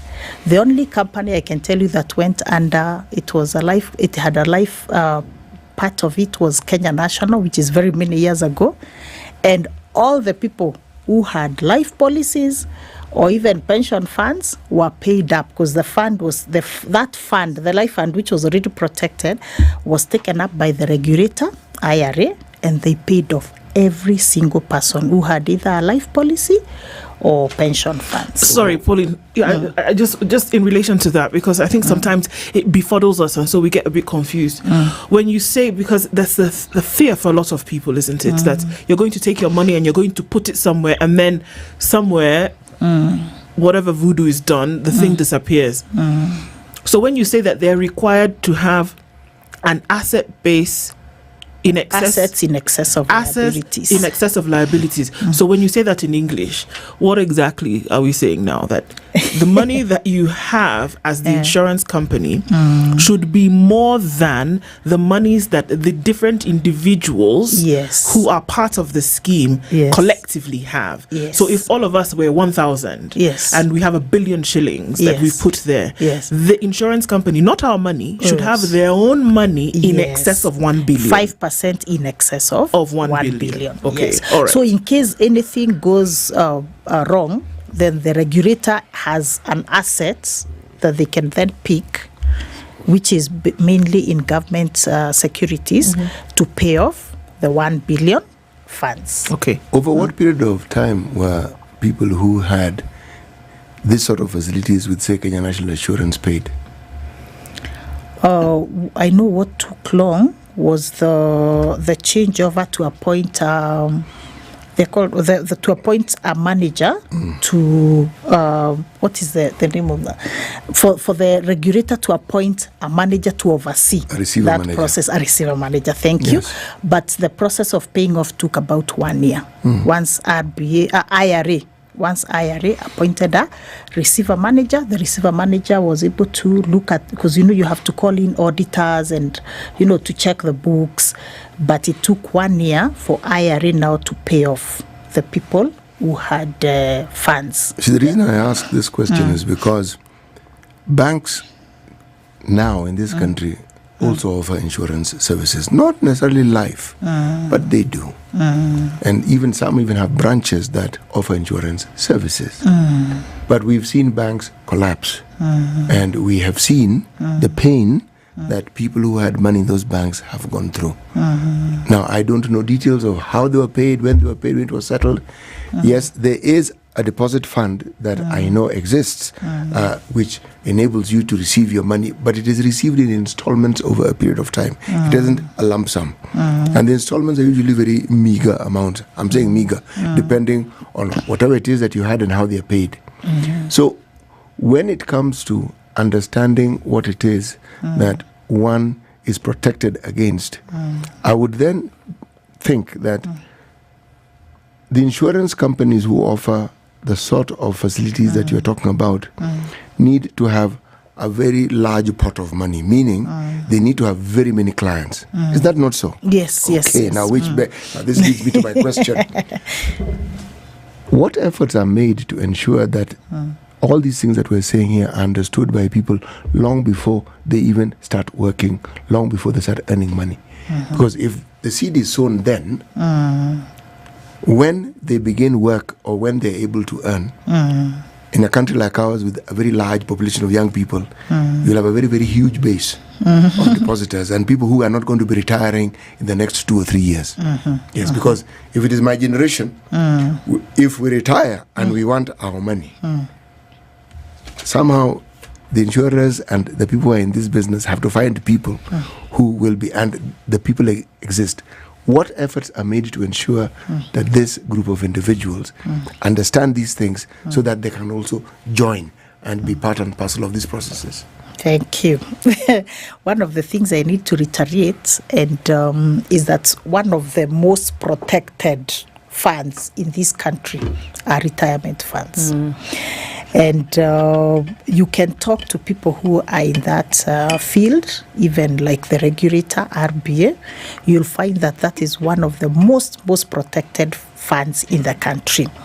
But I like your idea and what you're saying about how do we get this message to the young people so that even as people start working, they already know I need, and like that is what actually happens in the developed countries. Yes. You find even by the time somebody leaves school, first job, they already have started saving in their, is it 401k, and everybody making noise about the 401k. Yeah, they really talk about that. Yeah. So one of the things we did, and I know even the regulators, especially RBA, have been very active in that, is partnering with KIC, the Kenya Curriculum Development KICD, to develop, to introduce that kind of education to children through the curriculum, so that even as our young people are growing, they then understand the need for saving. And when you actually look at the statistics, it's quite sad that Kenyans, as a country, our saving rate is about 10%. That out of all the income every Kenyan earns, if you do an average, it's 10% that we save in any form of saving. It's not good. Some countries have 50, 60%. Yeah, you know? So it's something that we need to work on, because I think Kenyans, then we just eat for today and say, Kesho will take care of itself. Black tax. So yeah, the black tax. Yes. And we have to end this culture of black tax by planning for our future, so that we make it easier for our children. So we are having those efforts of engaging even the children at primary, secondary, even the universities, so that we're able to actually cultivate that culture of you need to save, and especially talking to the Gen Zs, because they are really in that space of now starting to earn. Telling them, yes, it's good to do your sherehes and all that, but please also remember Yeah, I got the message. Yeah, also remember to save for your future, because the saddest thing, and somebody has said, is to be old and needy. In fact, somebody said you can afford to be young and without money, but you can't afford to be old without money, because then what do you eat? What do you go to the doctor with? How do you really owe yourself that responsibility, each one of us, to take care of the older person we are definitely going to, and that is yourself. Yes. So what happens at that age where because there's some people who are really prudent about this, and then that's the hope that everybody will be able to put something considerable away, so that you don't have to think, so that you could live at that time the way you did now, in the sense that you have enough to take you through. You talk about these funds being protected by law. Government has really gone, above board to make sure that nothing can touch these funds.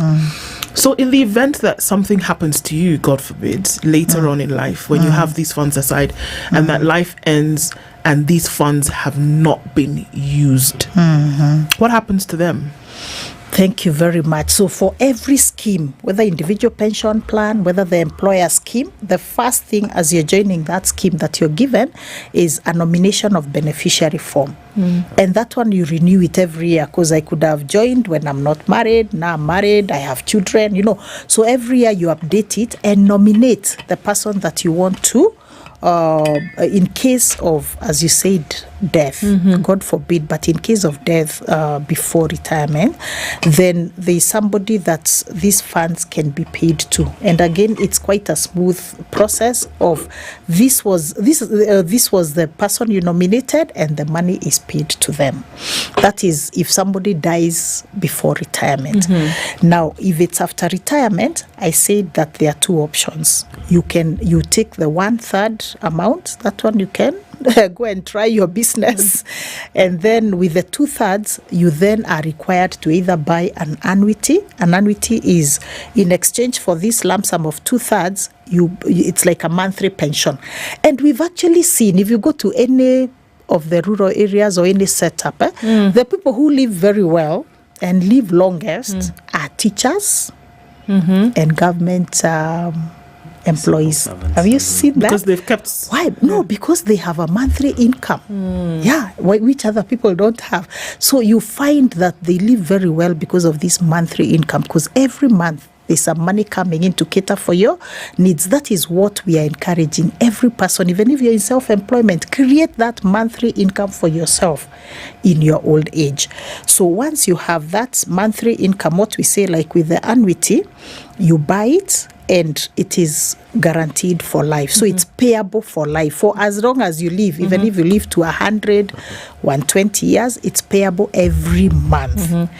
But we have what we call a guaranteed period, let's say, of the deal is about 10 years, so that in case somebody retires and then dies by year 2, then their beneficiaries can then enjoy the balance of the 8 years that is there in the guaranteed period.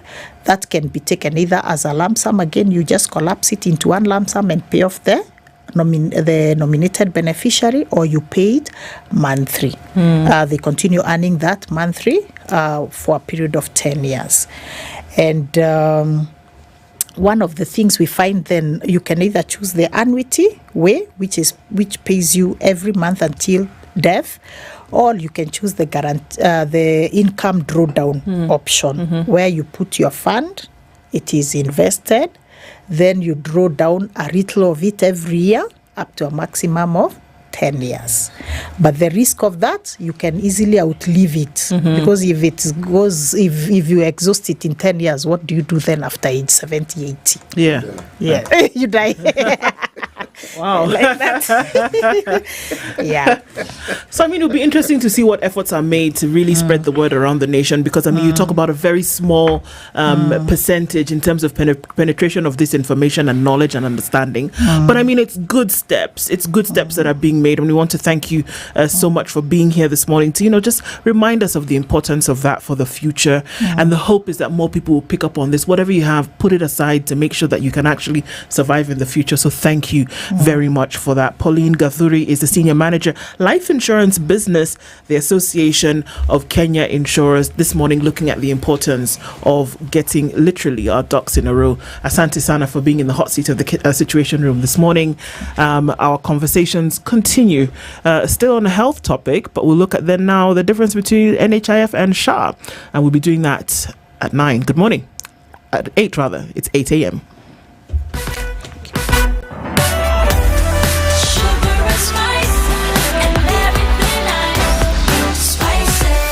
Spice up your life. It's now 8 a.m. Get effective relief from strong pain with Panadol Extra. Panadol. Relief starts here.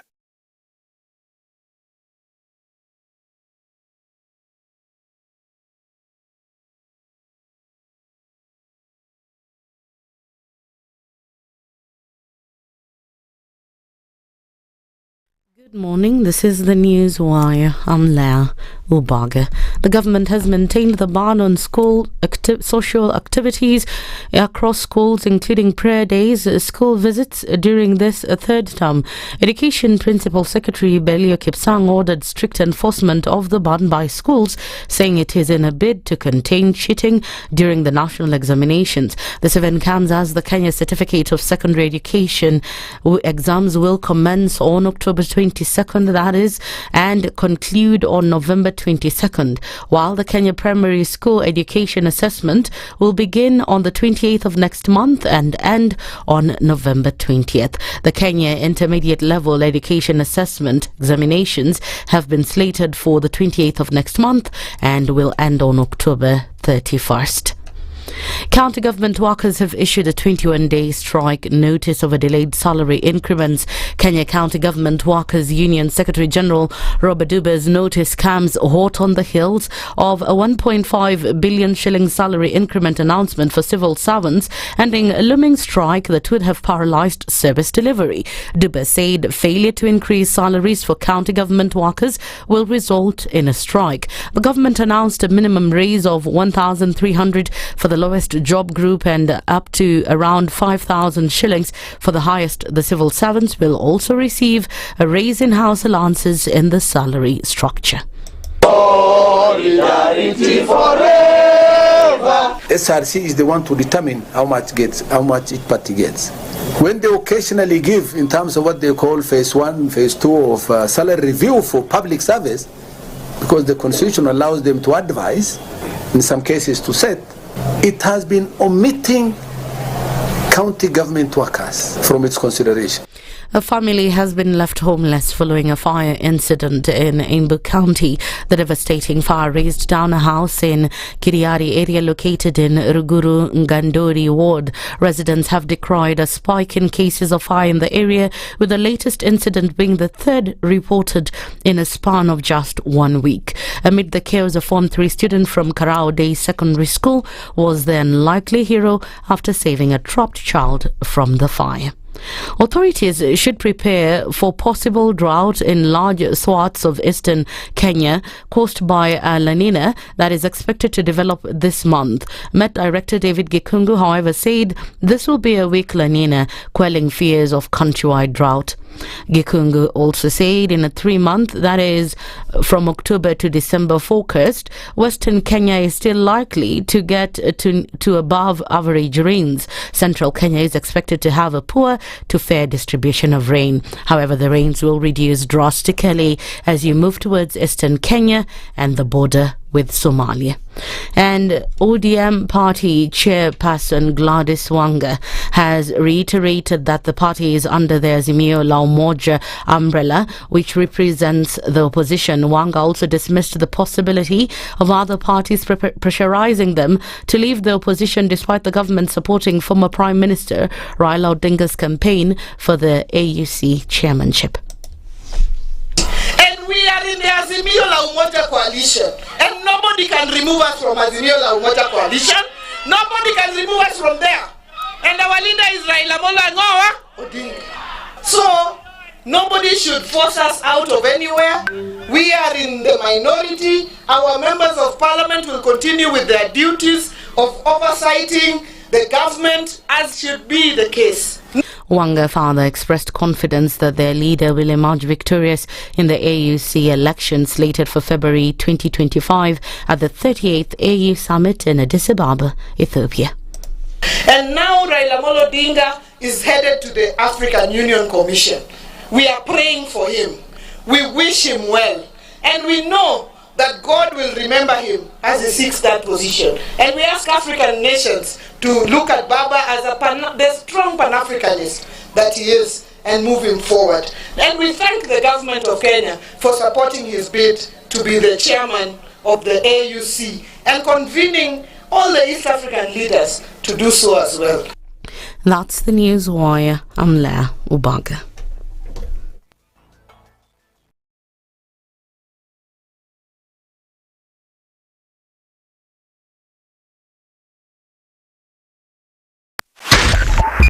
.5 SpiceFM, Kisumu. One of the things that are ailing our country is negative ethnicity. You find you as a state officer, instead of thinking as a Kenyan, you think like a tribal person.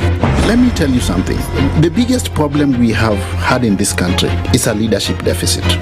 There is nothing that you are going to do in the process of change if you are not a risk taker. So you really have to pursue your vision to a logical conclusion and even be ready to step on people's toes. When it comes to the economy, you can run away with it. They say statistics are like bikinis. They reveal a lot, but they conceal the vitals. And so government people would throw statistics at you and tell you they're revealing a lot of information to you, but it's really concealing the real vitals.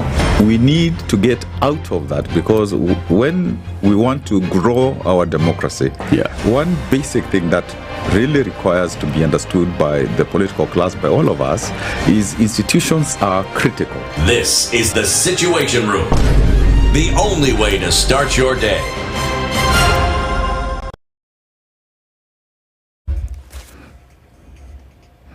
All right, where are we with traffic this morning? Coming into traffic hour proper where we are. Let's take a look. Coming in from Gong Road, this has been, quite heavy traffic for the last couple of days, and we're still seeing that the case this morning.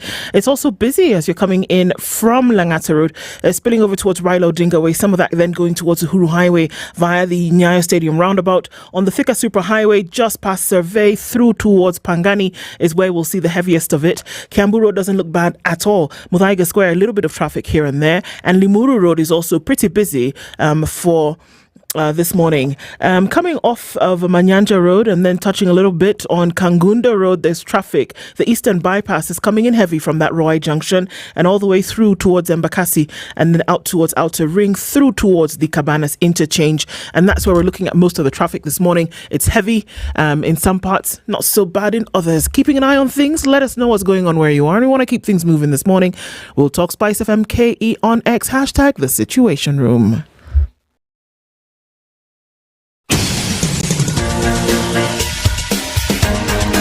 This is the Situation Room, the home of hard-hitting political commentary and penetrating insights about the state of the nation. This is a talk radio experience like no other. The Situation Room, a place for hard truths, debates, and elevated conversations. The Situation Room, witty, political, engaging, deep, controversial. In the room, we have C.T. Muga, researcher, academic, seasoned political observer, a fountain of wisdom in these politically uncertain times. Ndu Okoh, Nigerian by birth, Kenyan by choice, communications expert, Pan-Africanist, a truth seeker and believer in people power, and Eric Latiff, agent provocateur, the man in the chair, seasoned journalist, news hound, a man who believes in punching up, not down. This is the Situation Room, the only way to start your day. Good morning. At 8 minutes after 8 o'clock into the third hour of Kenya's biggest conversation in the Situation Room this morning, wherever you're tuned in around the country and our various streaming platforms, and also to our audiences on KTN, into a health conversation this hour as we get into it. Not necessarily health in terms of how you're doing, but health in the mechanics and how it will be, practiced in this country. With a lot of hullabaloo over the last, 6 months and maybe easily a year before that, when it looked at the introduction of a new health system. And this morning we're going to be talking about understanding the difference between what NHIF, which is phasing out, and SHA, otherwise known as SHA, which is what is coming in. Dr. Abdi Mohammed is the director of the Social Health Authority, which is what SHA is, and he's in the studio this morning to help us through with that conversation. Dr. good morning. Good morning. Thank you. Karibu sana. Asante sana. Okay. Big monkeys on your shoulders. We are going to start there and just make that disclaimer. But before we heat up the hot seats even more with some of these questions that we have and some of these discussions around exactly what SHA is going to do, let's welcome you. Kind of akin to the frog in the Bunsen burner, in the thing that the beaker that gets warmer and warmer over time and not quite sure what's going on, but all right. CT has proverbs this week from Côte d'Ivoire, and so maybe you can listen to that proverb and tell us what you think about it and how you would interpret it. Right. When the eyes cry, the nose does not rejoice. Interesting. It means when one of us in trouble, the rest of us can't be happy. We can't rejoice in the suffering of the others. And I would tie it to the Social Health Authority so that a burden shared is less than when you face it alone. Good point. A problem shared is half solved. Half solved. Voila. Okay. So, we're getting into this whole Social Health Authority question conversation this morning, Dr. Yes. And so yours is to help us understand exactly what's going on. We've had several conversations trying to break this all down and understand what is going to happen. NHIF for the longest time has been the fund that most Kenyans know that when I'm going to hospital, even as it develops, I'm going to start out by having my NHIF card. I can go to hospital, certain expenses that would be needed for my healthcare then are taken care of by virtue of the fact that I have an NHIF card. And having an NHIF card also meant that there was a certain amount of money that I paid every month, or that I contributed every month to this fund. So then I go in later and I'm able to cash in on that contribution, and I can get taken care of, whether it's medicine that I need off the jump, or if I need to be admitted for whatever, NHIF steps in and takes care of that. Right? We've also seen over time that NHIF had its own issues here and there, whether there was mismanagement, whether we didn't have enough people on the grid, over and over again. In 2022, 2023, we started to see this major shift then from NHIF and now to the authority which you lead. We want to understand the transition and how all of this is going to happen in real time and in practicality. Dr. Let's start there. Thank you. I hope when you said lead, you meant as a board member. Yes, because yes. I'm not in the management. But if you look at what has happened over the last 1 year, as you say, it is trying to address the whole health system. Rather than doing piecemeal changes here, piecemeal here, this is meant to address the whole ecosystem by having the laws to anchor to begin with, and then now putting in the requisite people in terms of the people and the systems to address. So there were 4 laws that were passed, which the president assented to on 19th October 2023. There was the FIF, there was the digital health, there was the primary health care, and there was the social health insurance. So when you look at each and every law and what it's trying to do is to address some of the challenges that we face as a country and the health sector has faced over time.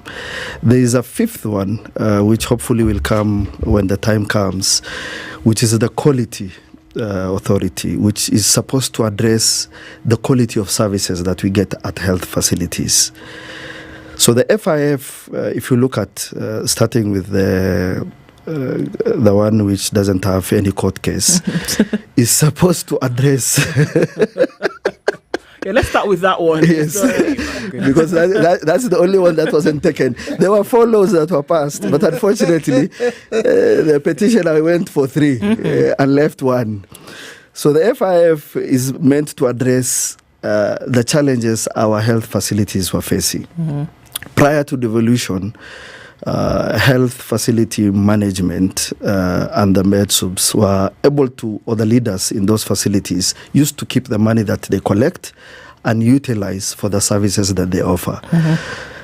But since the devolution came in, some counties have been taking away the money the hospitals collect and then put it in the main budget and redistribute it for whatever else that's required, whether it's to build a road, whether it's to build something else. And that was a challenge, because you will find many facilities had difficulties in sustaining, because what they were getting from the county wasn't enough. So the little they were collecting was meant to supplement. So for now, that law addresses that issue and it ring fences that money to the facility. So that way, each facility will keep its money and will be able to utilize, whether it means hiring people to do cleaning, whether it means buying extra medicine from KEMSA, because what the county has allocated is not enough, whether it means hiring even nurses, whether it means hiring doctors, like Nakuru PGH did with the previous governor when he was around. So they were able to employ doctors and nurses and employ many other things because the county allowed them to keep their money. Sorry, so that model, yes. How was that before? What was the mode of operation before, so that we can understand now? So prior to devolution, it was what the law now says, keep the money at the facility. But after the devolution, so some counties have allowed 100%. Some said 50% return to the county. Some said 30% return. Others said 100% comes to the county, and the county now decides what to do. So you have many mismatches across the country. Some counties have agreed and are implementing. Others are not implementing. So this now does for everyone uniform, so that all counties are now required to keep the money that the facilities collect at the facility. So that way, that facility has the capacity with the health management committees to plan and budget for that money that they collect. Okay. So the second law that was passed was the primary health care. Now, the primary health care is the one that has the community health promoters. Prior to this law, community health promoters were being employed or hired by different counties for different things, and some by NGOs. So you will find an NGO has paid for 20, 30 community health promoters in one sub-county or in one location. And what are they doing? They are collecting a vertical program. So if it's HIV, they are doing HIV follow-up and such. If it's TB, they are doing TB. Someone else is doing nutrition, they are doing that. So what has the government done is, in that law, it has hired 100,000 community health promoters. Yes. I think more than 100,000 across the 47 counties, in every location and in every village. So for that now, and they do integrated services. So they don't go and look at TB only, but they look at the general health of that individual or that household from A to Z. So that way, they are able to integrate all the issues a person has, not coming and asking TB, how is it? But the person may be suffering from something else that they need to be addressed. And then you walk away because that's what you have been paid for to do. And that is your job description and output. And of course, some of them were doing on those booklets. Some were using their digital health systems. Some they were using what the NGO has given them to fill in. But for now we have a national ECHIS, Electronic Community Health Information System, which now connects all of them. And each one was given a mobile phone to be able to do that work. And a backpack. I think we have seen when they were released. So what's the second thing that primary healthcare bill is supposed to address? It's also supposed to address the issue of the primary healthcare facilities, level 2 and 3. So that when we are not feeling well, we move away from people just walking to the highest facility, level 6. But instead, we now start engaging level 2 and 3. So that was the idea of that bill. And community health promoters have started working. Some counties have already implemented because the stipend comes from both national government and county government. Some are still not yet fully operationalized. Then there is the Digital Health Agency. This is now a new agency that has been created. Over the many years since independence, we have had health records being on a piece of paper, on forms, on books, on registers. Never, ever have we tried to digitize all these records and have them in one place.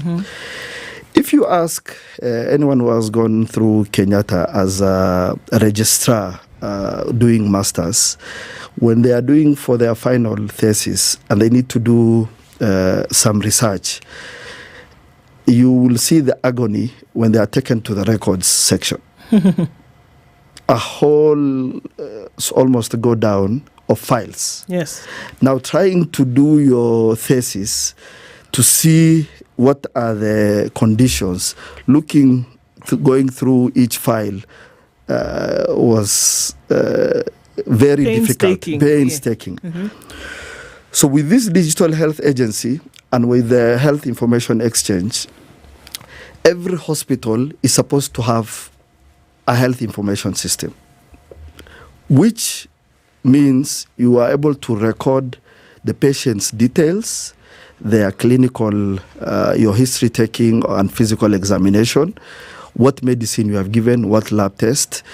All that now will sit at the facility, but there is a certain part of it which will come to the health exchange, a summary.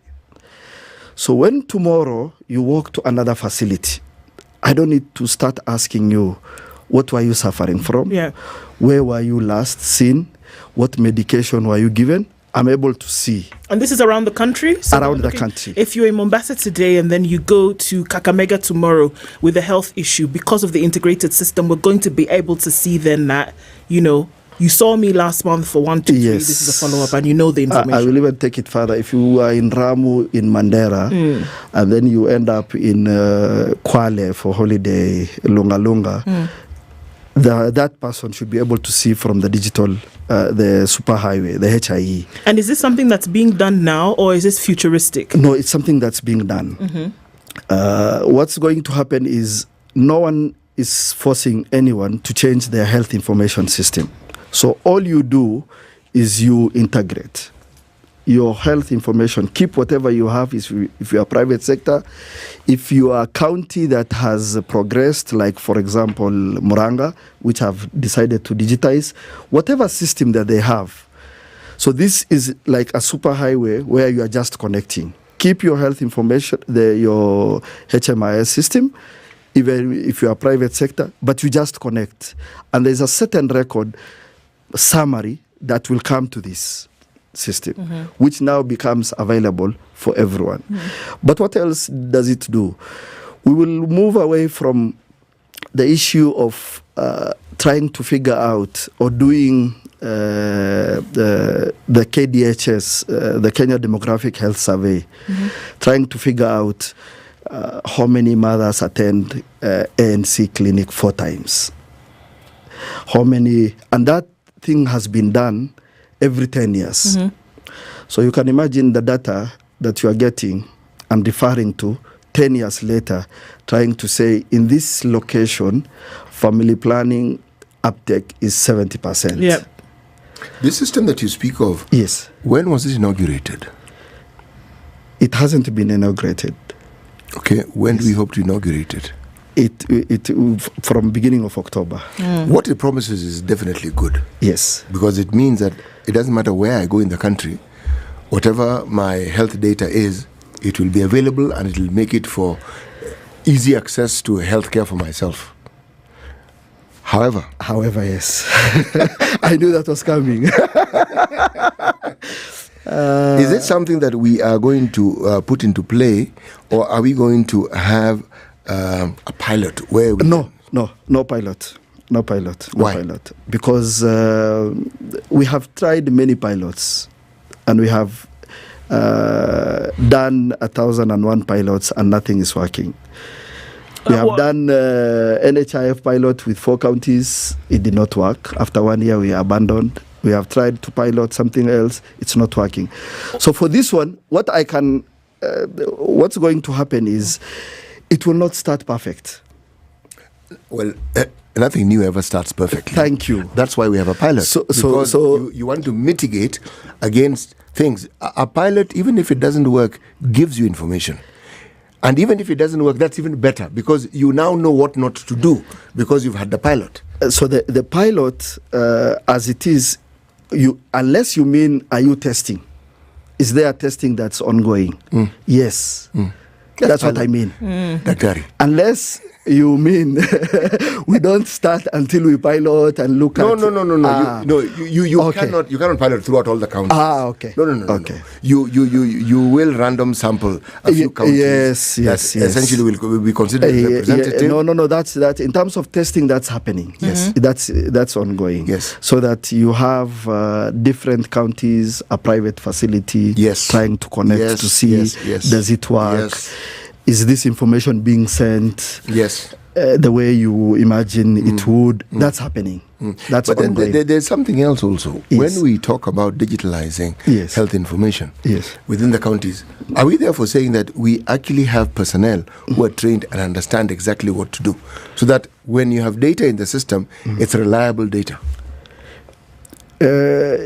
Yes, because counties are working in conjunction with the digital health agents to train the health records officers, the different groups of people who will utilize. So the training is something that will go on. It's not something that we will say we have started and we are stopping. So it will be a continuous process, and it will be for every individual who is required to handle that. Okay. Yes. The thing about then inaugurating us, because essentially what we're looking at now is SHA, and you'll permit us to just go with that acronym, is that there are certain benefits that will then be able to be seen and used by Kenyans over and above that which NHIF had offered previously. Yes. And you say it will be inaugurated in October. Yes. Right? And we'll look into some of those benefits. I'd like us to look at some of those in terms of what they are. But we're also saying that you're not going to take the time to say, okay, let's run this and see that it goes properly from end to end. How are you going to then be able to achieve a close to seamless operation if you're not doing that? Are we saying that you're going to consolidate all the information that you've used? Because yes, UHC was tested, Isiolo, Nyeri, Kisumu and Machakos, I believe, if it was not Makueni. Yes, so you have all that Machakos, you have all that information. You've seen what's wrong. One of the things that we heard over and over again is that there's certain amenities which were not available from county to county. So it was difficult then to deliver UHC. So are we saying that if you don't pilot it today, because you said we did pilots, they didn't work, right? But at the same time, you want to be able to deliver health come October. And yes, you'll have teething problems, but can you do that if you're not using the requisite information that you've gathered through a pilot process? But do remember, a pilot is like a research project, and the point you make is an extremely valid one. It doesn't matter whether it worked or it didn't work. You have information that you shouldn't be able to use, you would not ordinarily have if you had not begun that process. Yeah. So is it a consolidation of all that information that was gathered and to say, okay, this is what we're going to do. Come October, we feel adequately confident that it can run and run well. So now, to address all that, that's why we have the Social Health Insurance Act, which created the Social Health Authority. And what did it do? It considered all those issues. The report from the World Bank, the reform which was launched, the pilot report which was done, NHIF as it was, to look at and say, what are the issues and how do we address them?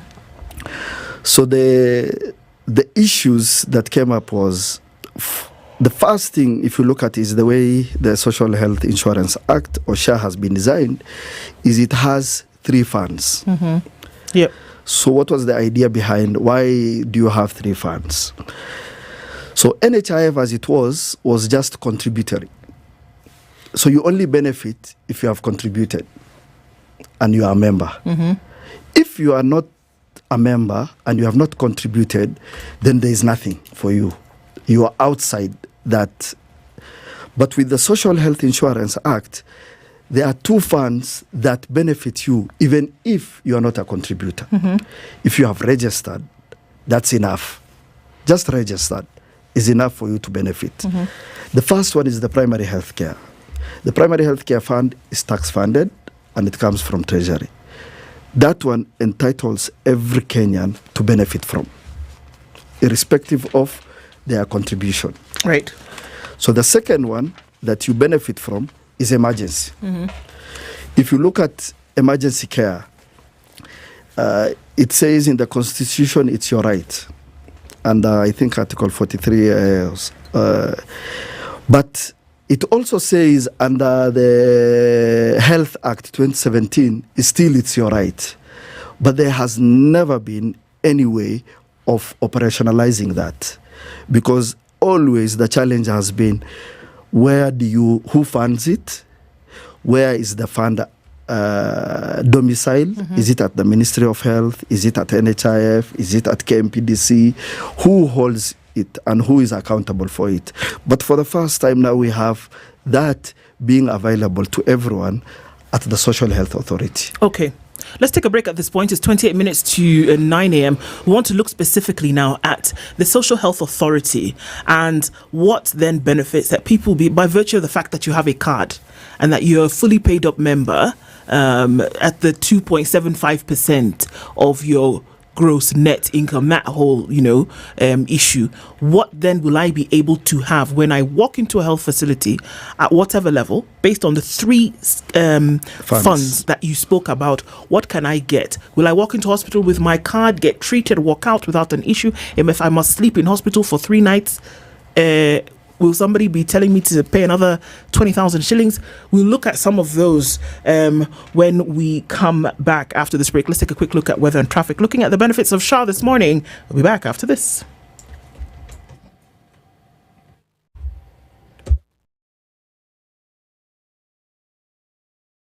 This is the Situation Room The only way to start your day. It's critical that people pay taxes. But then taxation has to have a limit. When you start overtaxing people beyond certain limit, then this is now we call robbery with violence. We are all struggling, but we don't show. If you're not doing well, shame on you. But you have to say, I'm broke and I'm struggling. We are not okay until everybody is okay. We are pretending to have political parties. Why don't we just be honest? And we say, these are the Lydiahs, these are the Kambas, these are the Kikuyus, and we find ourselves in Kenya. You know, with politics and leadership, no matter what you do, there will always be a complaint.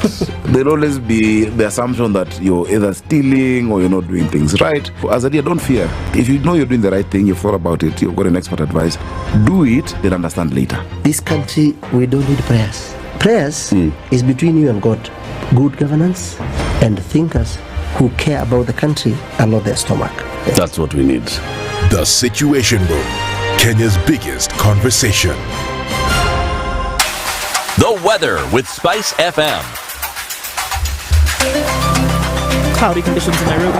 We'll see highs of 22, highs of 25 in a sunny Nakuru, and highs of 22 in a sunny Nyeri. 17 and sunny in Eldoret, and into a sunny Mombasa at 24.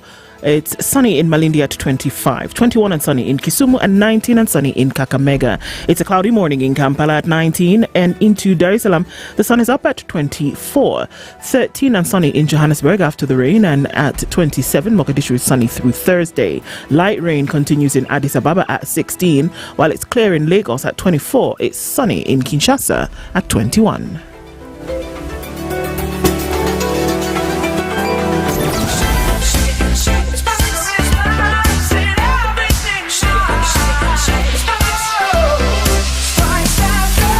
Spice up your life.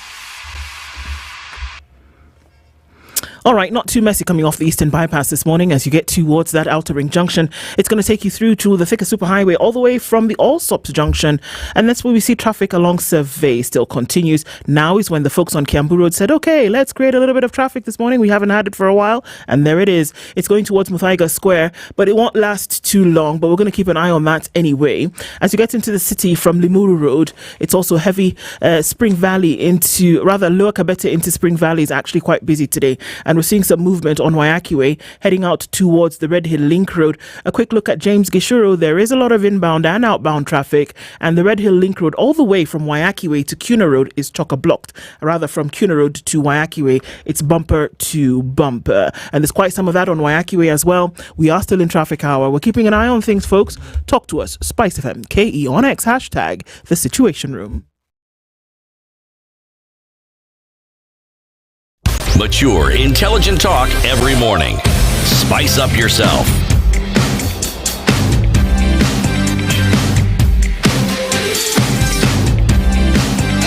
Mornings done right. 94.4 Spice FM, Nairobi. Our conversations continue this morning with Dr. Abdi Mohammed, who is the director of the Social Health Authority, and we're looking at some of the benefits this morning, coming in from the previous conversation that we had. And we're trying to say, okay, so what gives with the Social Health Authority? What is it that people are going to be able to benefit from health by virtue of the fact that they've paid up? Is it a panacea to the issues that may have been faced under NHIF? Dr. Thank you. So, as I was explaining, so the new Social Health Insurance Act, which now has given birth to the Social Health Authority. So, if you look at the structure and if you compare with what we had at the NHIF, the National Hospital Insurance Fund, is now you have three funds. So, the first thing you realize is, one, you had to be a member to get any benefit. Which was NHIF. Mm-hmm. When you look at now SHA, Social Health Authority, there are two funds that you benefit, even if you are not a paid-up member, but you are just registered. And that is the primary healthcare fund and the emergency. So it is essentially free? It's because that's government money. Okay. It's taxpayers' money. Mm-hmm. So you don't need to contribute to benefit from the primary health care. And that gives you your outpatient services for your general ailment.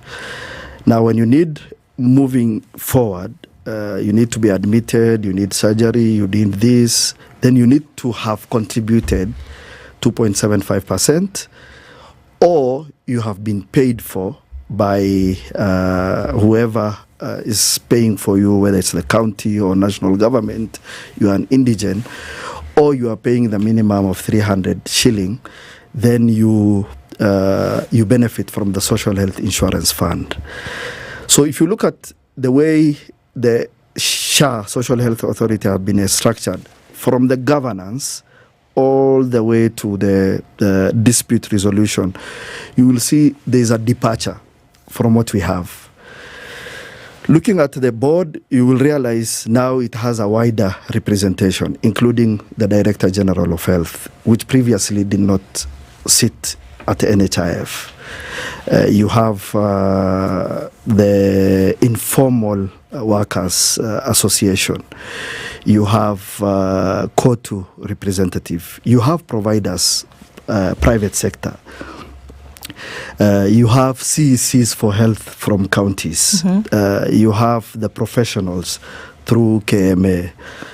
Then when you come to how it does its work in terms of empaneling facilities, that is allowing a facility to provide services.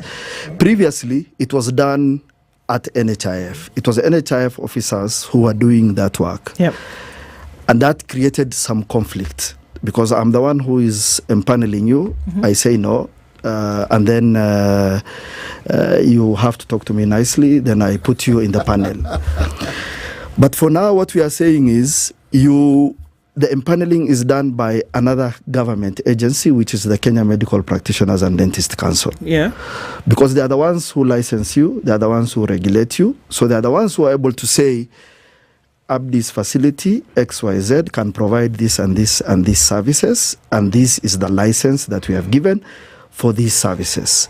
So as SHA, we now tell you, this is the contract that we have, this is the benefit, and this is the amount that we are paying. So you come in and you look at and you say, I am comfortable with these prices and I want to be contracted, and you take it. For example, dialysis at 12,000 shillings, as an example. Yes. We're going to say that if you're going to come onto the panel, you're going to then be able to deliver dialysis at 12,000 shillings, knowing that folks need it 3 times a week, for example. Yes. Okay. And you accept to take it at that price. Yes. Okay. So what happens is then, and that is something that's published and gazetted. Okay. So it's not something that is amorphous, that you are not aware. It's something that you can clearly download if you want and go through and see, this is what I am being paid for, and this is the amount that Social Health Authority is paying. Is going to pay. So sorry, I have to come back, because remember just a year ago we had this crazy thing where there were particular service providers and a dialysis was a big one. That's why I remember it, that there was an amount, okay, are we going to pay 18,000 shillings? Are we going to pay 9,000 shillings? It's not possible for us as private entities to offer this at this amount, because that is what now we will receive or not. So what you're saying is that no matter the entity, before any of this comes on board, you will have agreed that if it's dialysis, if it is chemotherapy, if it is this or that or the other thing, at whatever level, any entity is going to have pre-agreed to do that and then offer it, so that the poor folks who are going to come to hospital are not going to be told, sorry, we can't offer it, go back. So let me explain, because when that problem was there, I was on the other side. Yes, you were, I remember. I was a provider representing the providers. Yes. So the challenge was, at that time, NHIF was proposing to pay 6,500. But they were also saying you can't co-charge. So what we were telling them is, if you reduce from 9.5 to 6.5, and you say don't co-charge, then what you are doing is it's impossible to provide that service. Which now a facility should be willing to say, I'm not interested. So you look for a facility that can take. But for now, what we are saying is, The other challenge that was happening is a facility requests for a procedure. The contract says 10,000, but someone at the office of NHIF approves 30,000, an extra 20,000, which is not in the contract, which was not a benefit to the individual.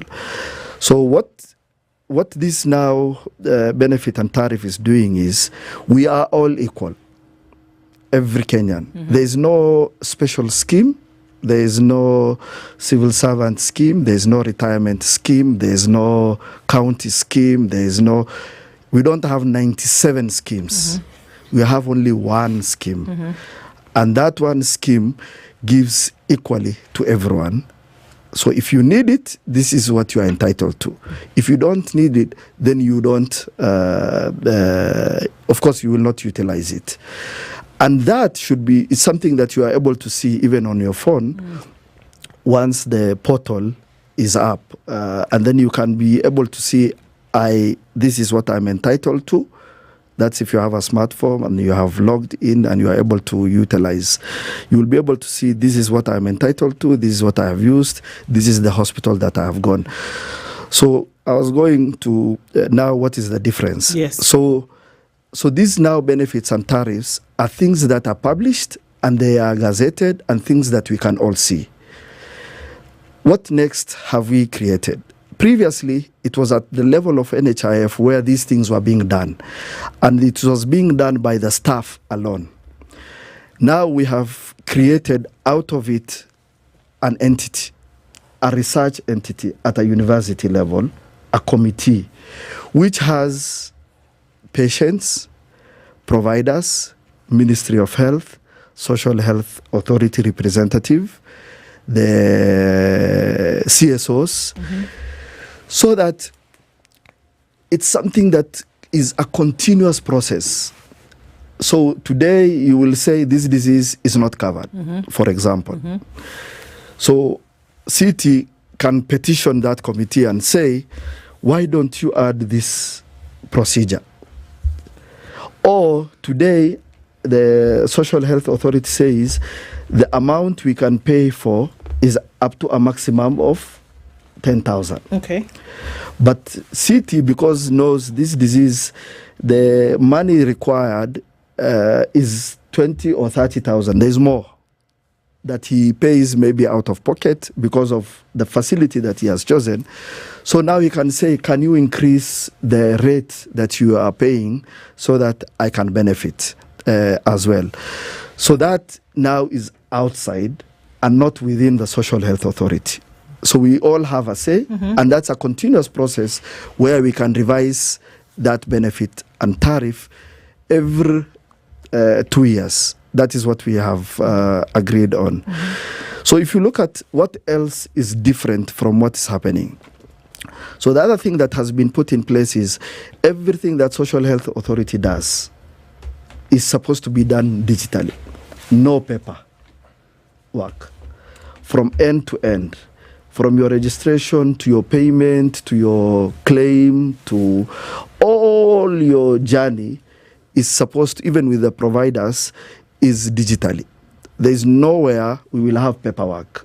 So that also reduces and shows and allows us to see how is the journey. You can easily audit and see where is the issue and put even the controls within the system so that you are trying to put in. It's like trying to send through M-Pesa 1,000 shilling and you only have 500. It will tell you no, it can't work because the money you have is not enough. Similarly, you cannot claim a benefit or a facility cannot claim a benefit which you are not entitled to and ask. Or a facility cannot say, Ndu is here, we want you to pay 100,000. But the tariff says it's 30,000. So you can't. The system will not allow you to proceed to move on. Finally, which has been a biggest challenge for providers, and if you look at then they will tell you, is because NHIF as it is was doing everything. They were the ones who are impaneling you. They are the ones who are giving you the contract. They are the ones who are deciding what is the benefit, what is the tariff. They are the ones who are deciding on the approvals. They were the ones who are processing your claims, and they were the ones who are paying. And when you have a problem with all this, you still come to me and have a discussion, and I tell you whether we can solve or not. If you are uncomfortable, you can decide to walk away. Now we have Okay, for purposes of clarity, we're saying what used to be the case. Yes. Okay. Yes. In terms of the benefit that SHA will offer now. So now what we are saying is we have a dispute resolution mechanism, which is a tribunal at the judiciary, which handles your issues between providers and social health authority, between patients and social health authority, so that you have a mechanism of addressing an arbiter. Of course, as an individual, you will first go to the authority, see whether your disputes can be solved. But if you are uncomfortable with the ruling or the decision that they have made, you have an avenue, and you don't have to go through the normal court process that we have. And that's why, for us, with this social health authority, what it tries to do is to put everything on the table so that you have clarity on where each and every individual needs to come in and hold accountable the system. Even when the system is implemented, yes, it'll still be a pilot. Let me explain what I mean. Yes. Because it is new. Yes, yes. And what mechanisms have you put in place that will guarantee that even as we chug along, we are always collecting data and seeking to ensure that the problems which will surface, not might, will surface, some of the things that have been planned for and thought of, implementation normally presents something different. That we will be ready for all these eventualities, and we will be constantly ensuring that this is a work in progress so that we can actually deliver the ideal. That is the work of the board, and that is what we are working on, to make sure every now and then to improve on what we have. And that's why the benefit and the tariff is not constant. It's not something that is cast in stone, and we are saying this is what we have given you as a benefit, and it's done. Okay. And that's why we have that mechanism of addressing. But at the same time, operationally, the board will be able to handle every issue that arises, including whether there were challenges with providers, including whether there were system issues, including whether there were design issues, including whether there were payment mechanism that had an issue. So this, we are not saying, and that's why I told you at the beginning, we will not start perfect, but we will continue adjusting and changing all the challenges that we encounter as we go along. Okay, so it's good to know it's not cast in stone. I'll start with a point of clarification here. Yes. There's so much controversy around the Linda Mama program.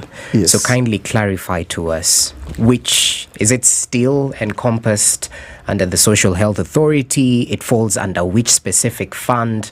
Will, mothers still continue benefiting as was? And now number two, still yet another controversial issue, because we've seen means testing and the controversy surrounding it, especially in the education sector, higher education and whatnot. When we come to means testing right now under the Social Health Authority, what happens to contributions perhaps that have been paid in advance by a self-employed person if that means testing determines their rate perhaps is higher or lower than, is it 500 the minimum? The minimum is 300. Yeah. So the minimum is 300. So if you pay, if you have paid in advance, and the means testing says you have paid up to this amount, but this is the extra that you will top up. If it says you have paid and you have overpaid for this next 1 year, then it's carried forward. Okay. So no money is lost. nothing of yours goes to waste because it's part and parcel of your what you have paid for, and you have to benefit as it is. So that's what will happen. The second thing is the means testing that's happening for the health is a little bit different from the way the data is being analyzed. It's not to say that it's 100% perfect. You will have a few issues here and there, and that will be a percentage of 1 or 2% underpaying or overpaying. And we will have an appeals mechanism where you can say, I have been over-prescribed. Coming to the issue of Linda Mama, yes, it will be part and parcel. Every woman who is needs the delivery will be paid for. Not only paid for, because Linda Mama was just paying the delivery alone. For this one, it covers the whole family. Now we are moving away from an individual for an event to a family for everything else that they need, including the father, including other children who are not part of this event, including complications that will arise to the mother herself. Because the way it is now, it's the event, which is delivery, complications is separate. Now you need to pay out of pocket or have your other cars or whatever it is. Your other child is sick, they are on their own. Your husband is sick, they are on their own. So now what we are saying is, not only will we cover for that event, which is the delivery, but we will also cover the family as well. Okay. That's the idea. There is also worry in terms of what happens because, you talk about the first level, you're going to go in with your card. With this card, when it's going to come out is another question. The registration, we understand, is ongoing. I don't know if people have been registering, but if you have this one card, you're going to take it from one place. You're going to go into hospital with it. And you've been previously paying your premiums for NHIF. That money carries over, I'm assuming. Yes. But you've also said that the 2.75% of your gross net, whatever the case may be, is what is going to cater for emergencies. Not emergencies. Emergencies is from government. I'm sorry, it's going to, at the next level, is what's going to cover for surgeries. Social, yes. Is what's going to cover for surgeries and those other medical interventions. Yes. If you've not started paying the 2.75%, because we are still waiting for SHA to sort out itself, how will you then get the coverage if that money has not been accounted for? You will, first of all, you will not walk around with a card. Okay. We are moving away from the card. If you have tried and registered, you will realize all it's asking for you is your national ID or any other identification, passport number. If you are a foreigner, your residence number. If you are a refugee, your refugee card number. So you don't need to walk around with a card. Even when you go to the facility, you will just mention your ID number and say, this is my number, and they will be able to upload your information. So the issue of cards does not appear anywhere going forward. So the 2.75%, as you are aware, is for individuals who are formally employed, and individuals who are not formally employed will undergo the means testing, and they will be told what exactly. When you register and you fill in the questionnaire, it tells you this is what you need to pay at the end of your registration. For the 2.75%, that now goes to the employer.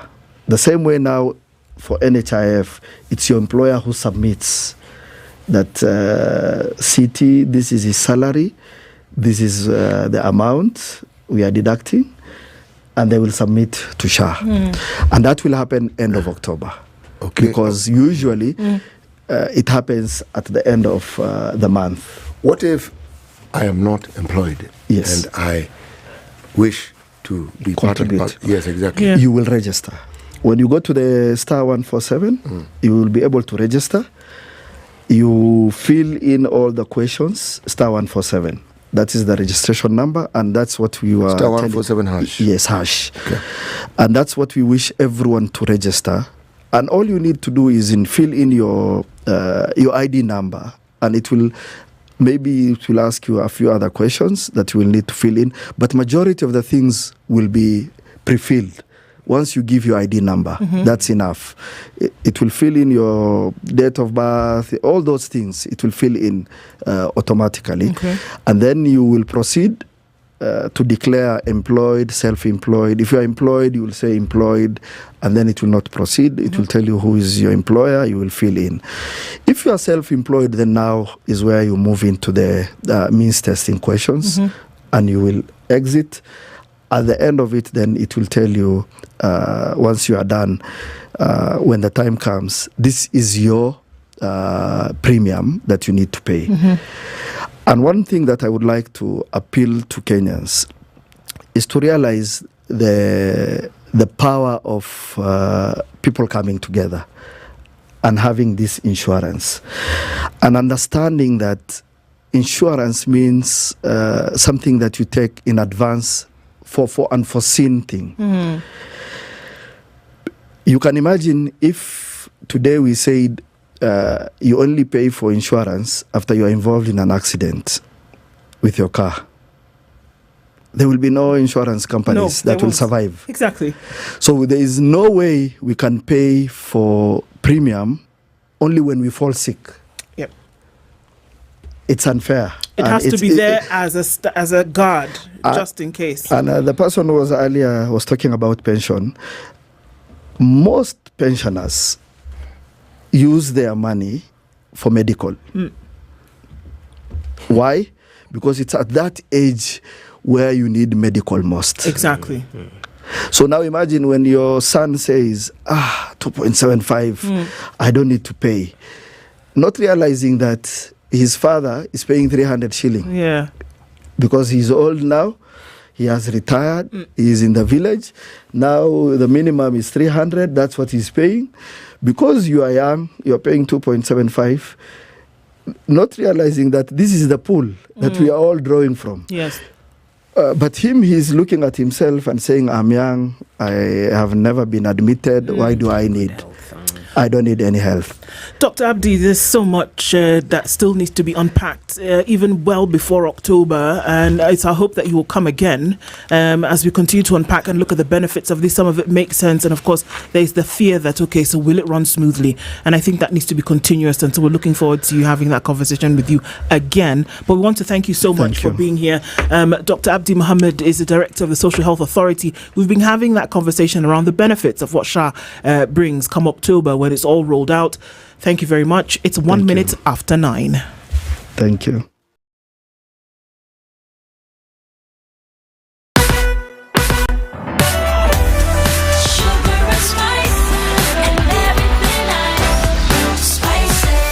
Spice up your life. It's now 9 a.m. Get effective relief from strong pain with Panadol Extra. Panadol. Relief starts here.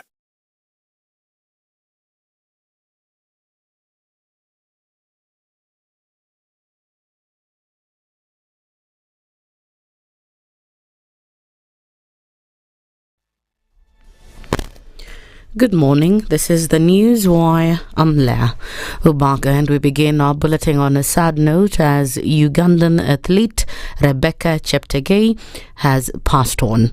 She died at the Moi Teaching and Referral Hospital in Eldoret, where she was admitted to the ICU. MTRH Acting Director Owen Menach confirmed she died last night after all her organs failed. Cheptegei sustained 80% burn injuries after her alleged boyfriend poured petrol on her body and set it ablaze. Her daughter and neighbor explained the events that resulted in her death. Tulikuwa tunatoka kanisa, kuanua manguo, mama kaniambia, chukua hii upeleke kwa nyumba, acha nimelisia, acha nitoe magunia ya kuku nipeleke kwa nyumba ya kuku. Nja hasa akakutananga sana huyo mtu sasa huko. Hata alikuwa ameingia aje, kuja tu hivyo na force na akamwagia tu vitu kwa cherkan. Mama akamsa akapika nduru. Alikuwa ameshika pia panga kwa mkono hivi na kiberiti. Kupika nduru, kutoka nje nikamwona mama amechomeka hivi chamba, akimbia anataka kufungua gate. Kanipika teki. Simama na huyo mtu pia anakuja anamwagia tena petroli na kwa mwili tu yote. Walikuwa karibu na miti, ndio pia yeye na akaungua. Mama na abia akanifuata tu mbio, akaenda na akasink kwa maji ndani. Pata huwa inatumianga kuokelea hapo ndani. Acting Inspector General of Police Robert Masengeli is set to appear in court today morning to explain why he should not be held in contempt of court over a missing persons case. On Tuesday, Justice Lawrence Mugambi said he would give him a chance to defend himself before stipulating the consequences of disobeying court orders. The court was expecting Masengeli to appear for questioning over the disappearance of 3 people in Kitengela 2 weeks ago, but he did not. The judge was informed by his legal team that his out of office on official duties, but the LSK, through its boss Faith Odhiambo, said the IG is still in contempt after being summoned to appear in court. The government has deregistered 20 recruitment agencies as it declares war against rogue entities ferrying job seekers outside the country. National Employment Authority told MPs that the action was necessitated by the firm's dubious dealings. The authority says some of the recruitment agencies collect funds from gullible youths, offering to link them with job opportunities abroad, only to go under after pocketing the cash. Some of the firms, NAIA says, enjoy backing of powerful individuals in government. Director General Edith Okoh told National Assembly Committee on Diaspora Affairs that some of the agencies attempted fresh registration under different names. A total of 20 recruitment agencies have been registered or denied registration due to various reasons. And the authority vetted and registered 789 private recruitment agencies involved in registration and placement of job seekers locally and abroad. The authority also trained 321 private employment agencies on introductory international recruitment integrity, and 23 private employment agencies enrolled in the International Recruitment Integrity System, which we call IRIS, for capacity building program, and 2 of these were audited for compliance with international standards. And finally, in the international scene, a 14-year-old boy killed 2 fellow students and 2 teachers and wounded 9 others in a shooting at Georgia High School, jolting the United States with the first mass campus shooting since the start of the school year. The suspect, who had been interviewed by law enforcement last year over online threats about committing a school shooting, was taken into custody shortly after the incident. He was identified as Colt Gray and will be charged and tried as an adult. That's the News Wire. I'm Lydiah Ubaga.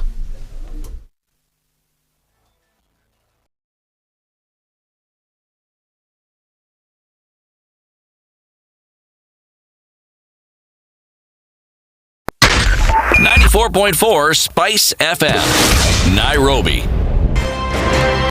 If we just gloss over issues and hope that time heals, then we might find that in generations to come, we might be back at the same situation. And the whole thing is born of stolen elections. Spice. When it comes to the decisions you make, you must be independent.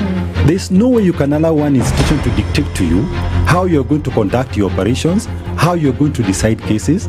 It's a no. When you weaken the institution to the point where they cannot take action, then you realize that politicians have to come up and now start dealing with the issues. That conversation has to die. Our politicians do not like the hard stuff. We must insist on the path of doing things right, whether popular or unpopular. Money changes hands. That is a fact. If you have political goodwill at the highest top, like in Rwanda, then corruption will be an issue of the past. If you don't have political goodwill at the top, we will pass laws, we will amend laws, we will continue passing laws and re-amending laws, and nothing will happen. This is the Situation Room, the only way to start your day.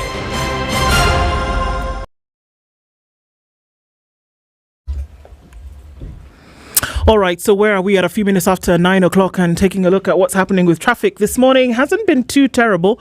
We just had a few trouble spots here and there, but getting into the city should not be too bad from here on out. Still looking pretty busy on Gong Road as you get towards the City Mortuary roundabout and Wayaki Way, Lower Kabete, Spring Valley, Limuru Road. Everybody has their fair share of traffic this morning. It's also heavy coming off of Jogoo Road as you get out into the city. We're going to keep an eye on that one. Hey, Landis Road, it's around 9 o'clock where things start to get a little bit sticky, but coming off of the Eastern Bypass, not much happening here right now. Outer Ring is not looking too bad as then you get towards the Allsops Junction, going all the way around through the Thika Superhighway. All right, we're going to keep an eye on things, folks. Let's keep talking. SpiceFM KE on X, hashtag The Situation Room.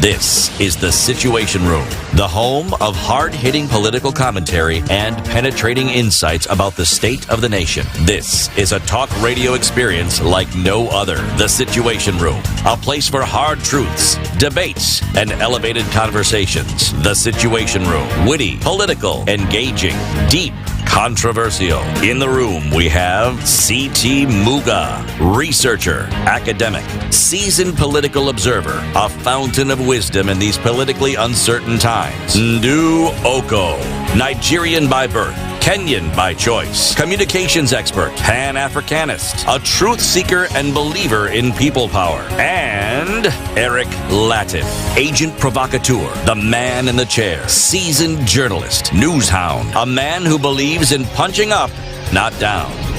This is The Situation Room, the only way to start your day. It's 9 after 9 on this Justice Thursday, and that heralds our 9 a.m. conversation today when we're looking at matters justice and bringing them down to a personal level. Thank you for tuning in through towards the final hour of Kenya's biggest conversation in the Situation Room this Thursday. And as we get into that conversation, our guest for this hour is already seated. And as we get into that, we're going to welcome Wakili Njeru Benjamin. He's an advocate of the High Court of Kenya and a partner at MNW and Advocates.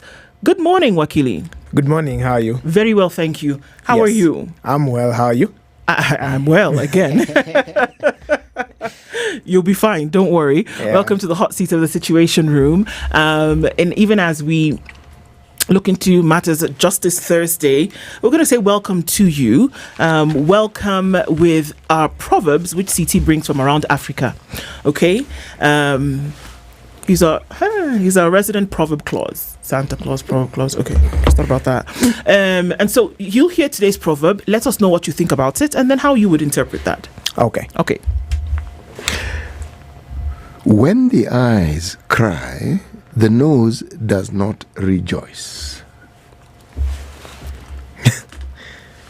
Interesting. I think what I can interpret from that is that when things are so closely connected, one usually affects the other. So that relates in our daily lives. This is true. Yeah. Okay. I don't even think you have to complicate it anymore because it's simple, it's straightforward, it makes sense to each and every one of us. Well done. All right, so it is a Justice Thursday conversation that we're having, and one of the things that we're looking at today is the change of names and the documents after separation or divorce. Big issues here. And even as we look at what happens between two individuals when they would have been in a state of whatever you want to call it and have to come to the point where they separate. We're going to just give a little bit of a highlight. We heard it in the news a few minutes ago in terms of what happened with Rebecca Cheptegei, who's the Ugandan Olympic athlete. She was set on fire by her Kenyan boyfriend, and she has unfortunately passed away due to complications with internal system failure. And so doctors are trying to do whatever that they could to make sure that she lived. At least 80% burns, internal system failure. Unfortunately, she's passed. The dispute that happened between them, the details of it, we know. The intimate details of it, we don't know. But look, it's quite unfortunate that she had to lose her life. I mean, it just is sad, and may she rest in peace, and that may justice be done. we're having that conversation akin to that this morning, and on our Justice Thursday conversation, and saying, okay, look, when it comes to separation, when it comes to divorce, how do you revert back to how you were before? So let's get into some of the legalese of that today, Wakili, and to say, okay, so you're here, you are in a legal, because marriage is a legal relationship now. You've been allowed to go forth. At the point now where you want to end this for whatever reason, are you able to go back to factory settings, as it were? Names have been changed since the dawn of time. I think even in the Bible, in Genesis, God changed Abraham's name. He was Abram, became Abraham. So it has been done since the dawn of time. Nothing is different today. It's just been codified to be simpler, to change your name under the letter of the law. So it happens whether you're married, whether you're single, whether you're a minor. So for sure, it happens, and it's an easy process, which I'll be explaining today. Okay, Yes. so why don't we get into it? What are the processes of changing? Name change. I mean, so of course, marriage, divorce is just one of the circumstances under which names would change. Sure. There are very, very many of them. And how do you go about that? If I decide that I want to change my name today, what am I doing? Where am I going? How am I going about it? So I'll try to simplify it as much as I can. And generally speaking, we do a change of name through what we call a deed poll. A deed poll is a document that is registered under the Register of Documents in the Registration of Documents Act. So what that means is that you apply to change your name based on the documents that you provide for the registrar. One of these documents is your birth certificate, which indicates the name you're given at birth. Another of these documents is your ID, which is what changes after your change of name. Another document is a statutory declaration by someone who knows you and can vouch that this is person X and X and is known by these names. Another document, of course, is a letter from your area chief verifying that this is so-and-so. And then we'll need also fingerprints from the NSSF. You need to get your fingerprints taken. So a lot about a name change is governed because of the issues around it that exist in terms of you could be changing your name for fraud. You could be changing your name in the context of a marriage without the consent of your partner to get into another marriage and commit an offense. So all of these things need to be regulated. So that is why a deed poll exists, so that a change of name is proper, to ensure that you've undergone through all the processes and you have the legal capacity to enter into such a transaction. So other than that, mostly we're going to be focusing on marriage, which now means that this is governed under the Registrations of Persons Act. So what that means is that you apply to the registrar saying, look, I am either in a marriage and I want to change my name because I took my husband's name and I do not want it anymore. Or I got out of a marriage and therefore there is no need for me to go by my husband's name anymore. So those two are quite different, because when you're outside of a marriage, then what you'll need to produce is your divorce decree absolute to show that indeed you're out of this marriage, and then apply for the change of name. Do you have to take the name change in the first place when you get married? You don't have to. You don't have to, but most people prefer to.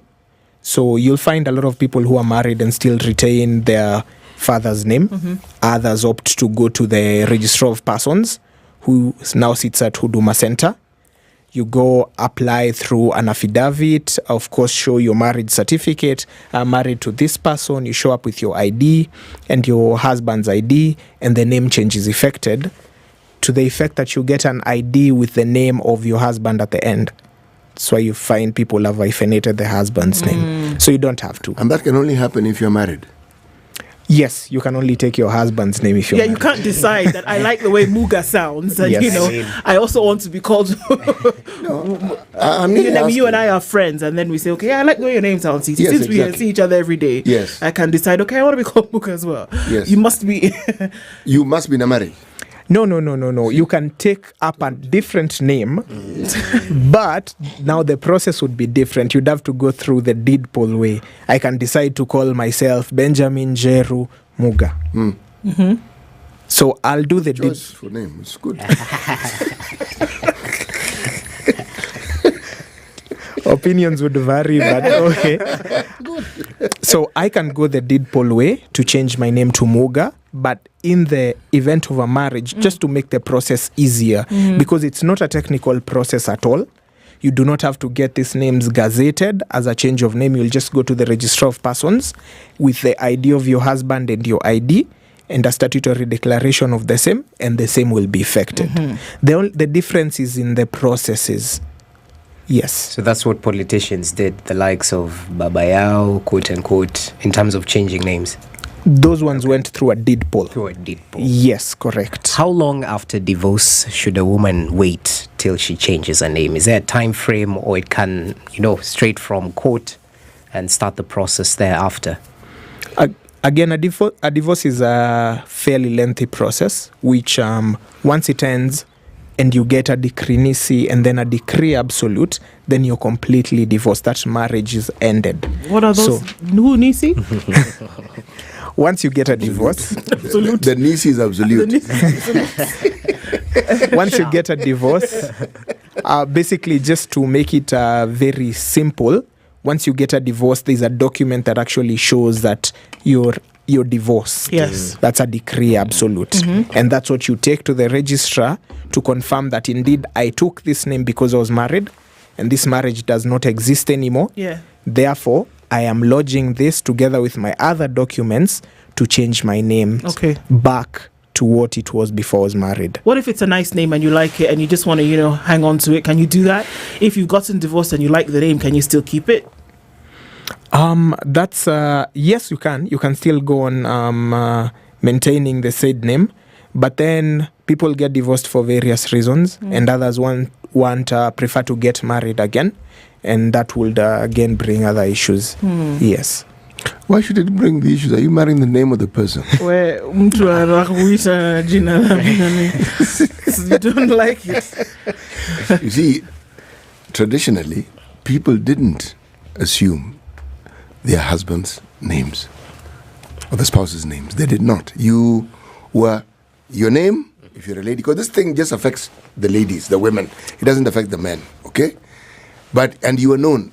So and so, either the addition was where you come from, the daughter of so and so. And in many communities, that changed when you had a child. So you became somebody's mother. You were so and so, the mother of so and so. For further identification, if there were people in that community who had a similar name, then you'd be the wife of so and so. And if there was also doubt, then the daughter of so and so who comes from this place. So the identification process was clear. In fact, the only time the name changed and it stuck was the name of the child who you first bore, Mama so and so. This is true, but it was just the woman, because you were the daughter of. Yes. Then you became the wife of. Yes. Then you became the mother of. And then the mother of took precedence. But the fella has just been the fella who he is. Yeah, he just remains who he is. Yeah. Yes. Okay. Yes. And in case of doubt, if he was polygamous, then he could be identified as the husband of, and then you mention. All the wives. Yes. Many of them. How has that changed from a traditional setup to now when we're looking at a legal judicial setup? Has that taken away from any of that, Wakili? You see, I agree with him in that it's a very Western concept, the whole assumption of the husband's name. And the laws themselves, the Registrations of Persons Act, are borrowed from the West, ideally. So what that means is the name itself, even, I'll give an example. If you're in a marriage, you've assumed your husband's name and you don't want it anymore, and you want to go through the same process of changing your name, you need to get consent from this man you're married to in order for you to revert back to the name that you had, because you're in the marriage with them. So all of these concepts are not African concepts. They are very Western concepts, because the West are the ones who practice that whole taking up the name, hyphenating the name, all of that. We just borrowed it and appropriated it. Okay. Yes. Do men change their names for the women that they marry? And not to the best of my knowledge. Would there be a problem with that? Well, I'm asking the question because all of this seems to be vested. Yes. In the man, which you want to also, if we're going to go towards tradition, or whether you're going to talk about Western influence, it was that the man is the one who took a wife. So then everything, according to her, then became vested in him. Where the children came from were as a result of his identity, the name for him. So the question about whether a man would ever take it never would really come out unless it was something of personal preference. Yes, I don't think the law envisioned it, because when you read the registrations of persons rule under Rule 9, which is what sets the process of changing back to what you were before the marriage or changing your name within a marriage, it does not envision a man. Plus, we're also coming from the place where women were property. Yeah. Yeah. Yes. I mean, I'm not saying that, I'm not trying to be political. I'm just saying that was the way it was.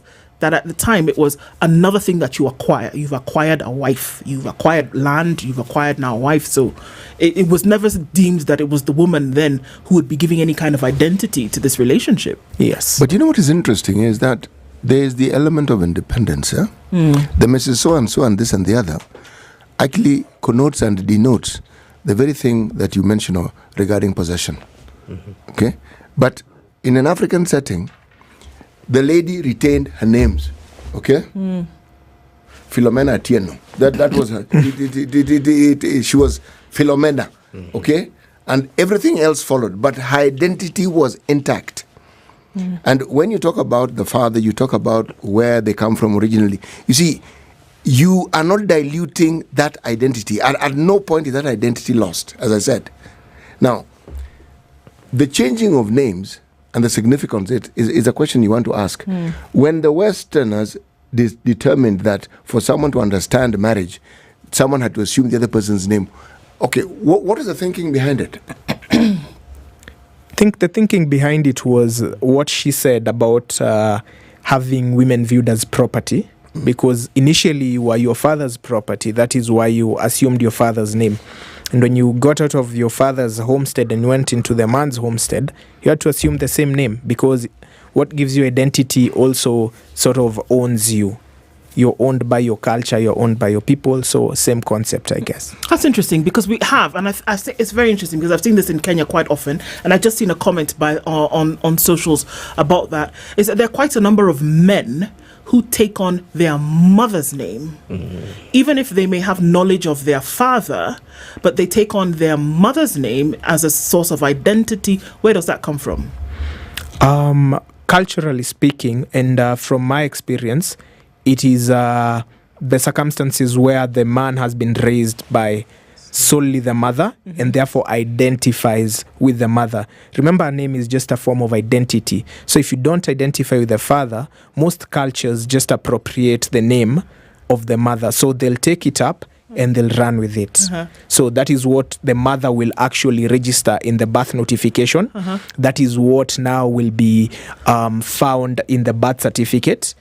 And so if you look at the Births and Deaths, the Registration of Births and Deaths Act at Section 14, there is a small provision at Section 14 that allows for you to change your child's name before 2 years, before they reach 2 years, by applying to the registrar. It's not a technical process at all. You just pay a small fee and the name is changed in the birth certificate. So it merely contemplated the fact that you could have a child, then the father is not in the child's life, and after a while the father comes to his senses and realizes, I want this child. A little too late. Yes, and you'd already given them your name as the mother, so now you want to give them the father's name. So there's that allowance, because those first formative years of the child, a lot changes, and a lot of parents who want to change the name of the child do so between the ages of 0 and 2 mostly.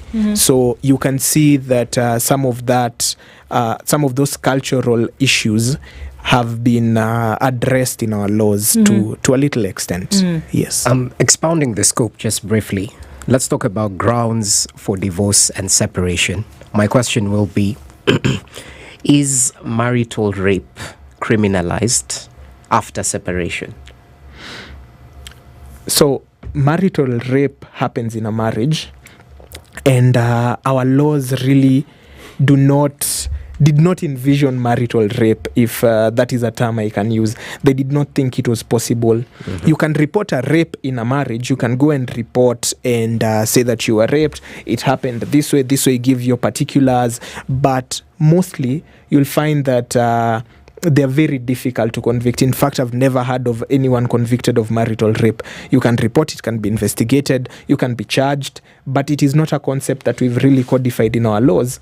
Because whereas rape just talks of penetration without consent, marriage, I feel, needs to be codified in a very specific way, because it happens in a way that people would not understand. What happens? Marriage? No, marital rape. I'm joking. Yeah. I get it. Sorry, please. Yeah. So someone may come and report marital rape, and the particulars they give would lead you to not understand the concept very much, even to people who are very well learned in matters sexual offenses, because someone will come and tell you, this man raped me in my home, in the bed we share every single day. But isn't that because it's assumed that because you're married to an individual, that everything about their person then also is yours?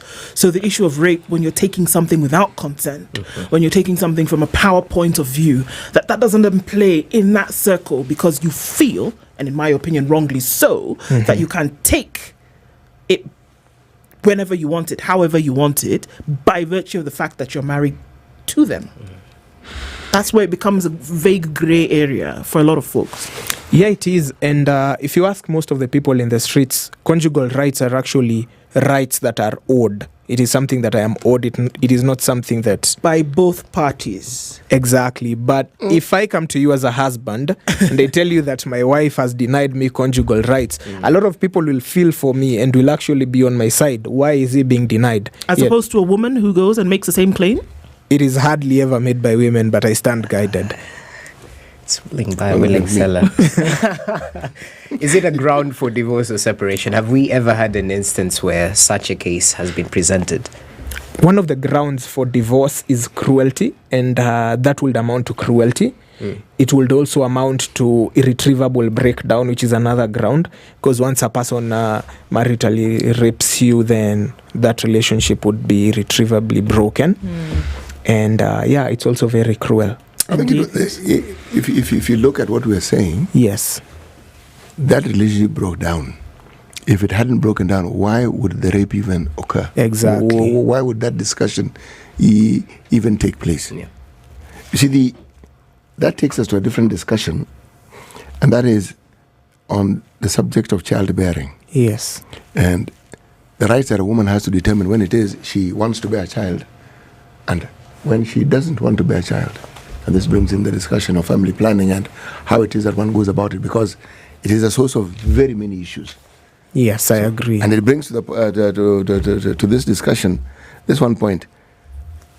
When a woman gets married, is her body, or is it a partnership? Is there a joint ownership of it?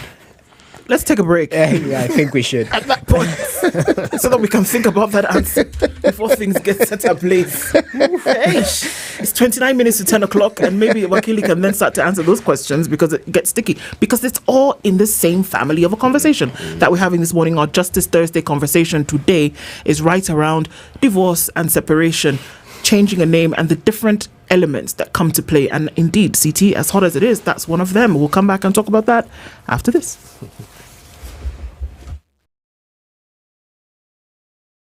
This is the Situation Room, the only way to...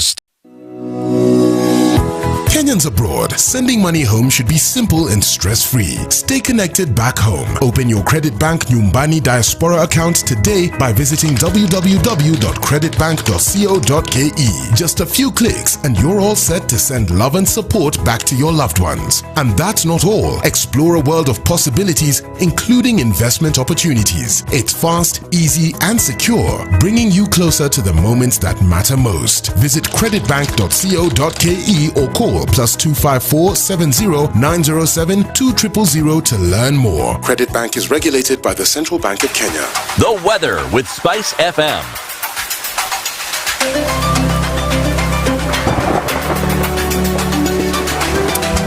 All right, so looking at mostly cloudy conditions in Nairobi this morning at 14, highs of 22. We'll see highs of 25 in a sunny Nakuru.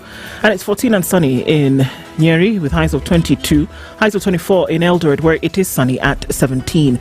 It is 24 and sunny in Mombasa with highs of 29, while into Malindi at 25, it's sunny, going to highs of 29. 21 and sunny in Kisumu with highs of 29, while Kakamega at 19 is sunny with highs of 28. Kampala at 19, mostly cloudy with highs of 27. And into Dar es Salaam, it's mostly sunny at 24 with highs of 29.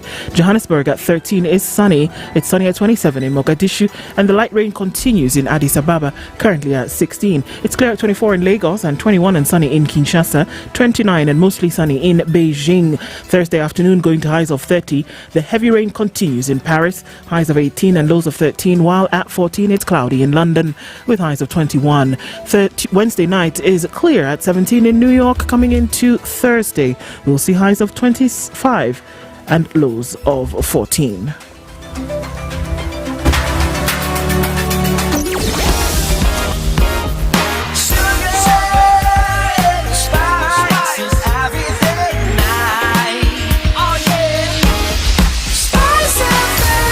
Spice up your life. All right, a quick look at where we are right now with traffic this morning. I think we're coming out of traffic hour. You're right about now. We are. We'll see a little bit of it still on the Thika Superhighway as you get towards the Pangani Tunnel. But apart from that, I think we're just looking at traffic left a little bit in that area. On Landis Road, I think we're seeing the trickling of it coming to an end. And Limuru Road, there's still some heavy traffic as you try to then get one way past United Nations Avenue, in through Parklands or out through Muthaiga. That's about the worst of it right now. Let's see what happens through the morning. Keep us abreast of what's going on in your neck of the woods. We'll talk. SpiceFM KE on X. Mature, intelligent talk every morning. Spice up yourself.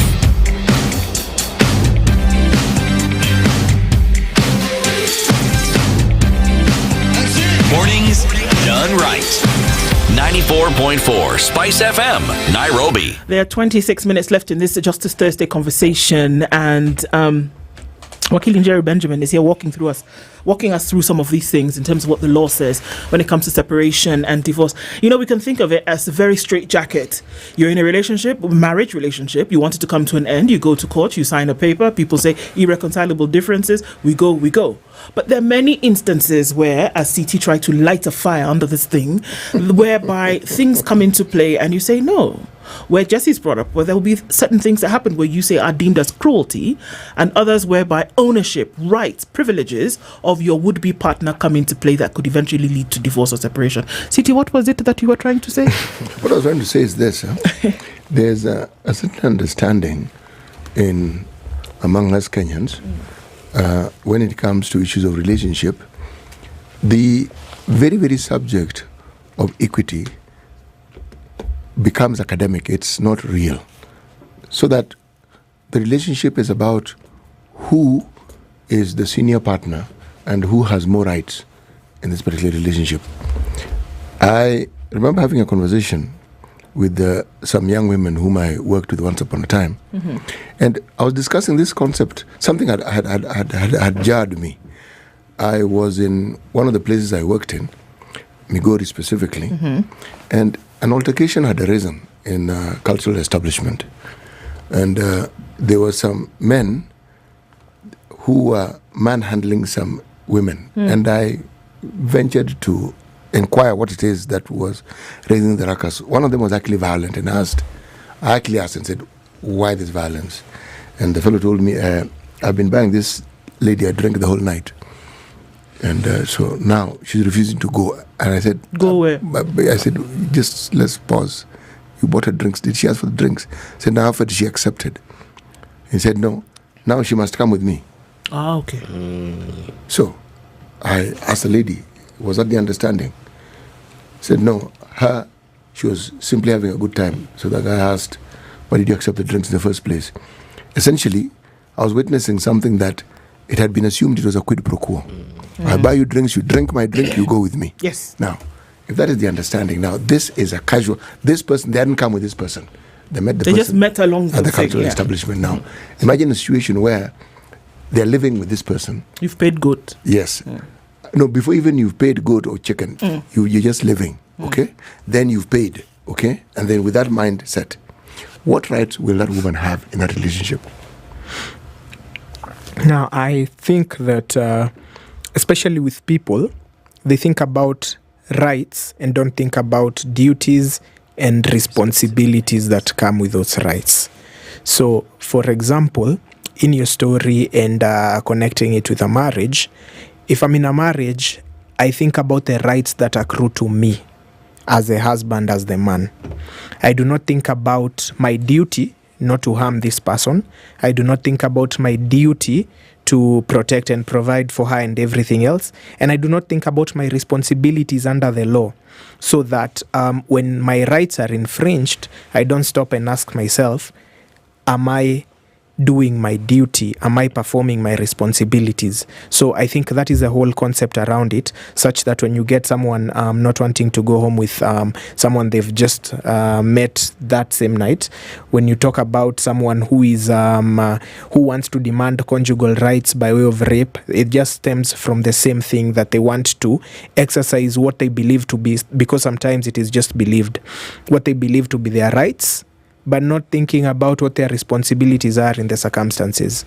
There's also the story of the power dynamics. Yes. Which essentially is at the heart of what we're saying, and how it is men in our societies here understand power dynamics. What I have observed over time is the understanding is that they have the power dynamics. In some instances, they are the power dynamics, and everything else is subjugated to that particular power.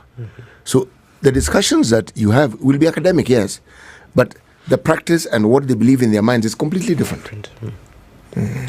Yes. So when it comes to some of these matters of even changing the name, see, now the issue of the name now makes this discussion even more interesting, because when you take that person's name, that deed is sealed.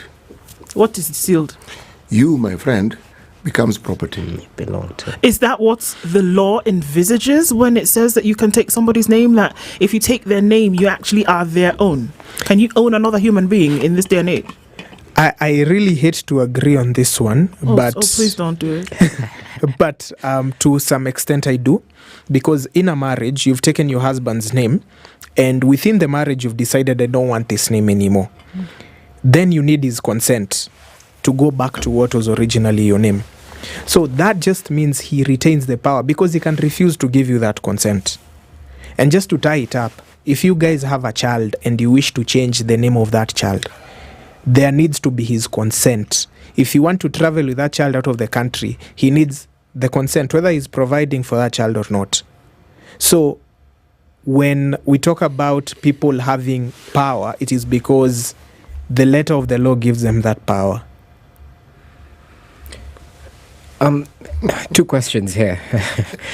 We've talked about marriage, but I don't want to ask you define marriage straightforward. So I'll give a scenario where marriage is a little bit murky. You don't understand if it's truly marriage or not. And I'll use this approach: a long period of cohabitation.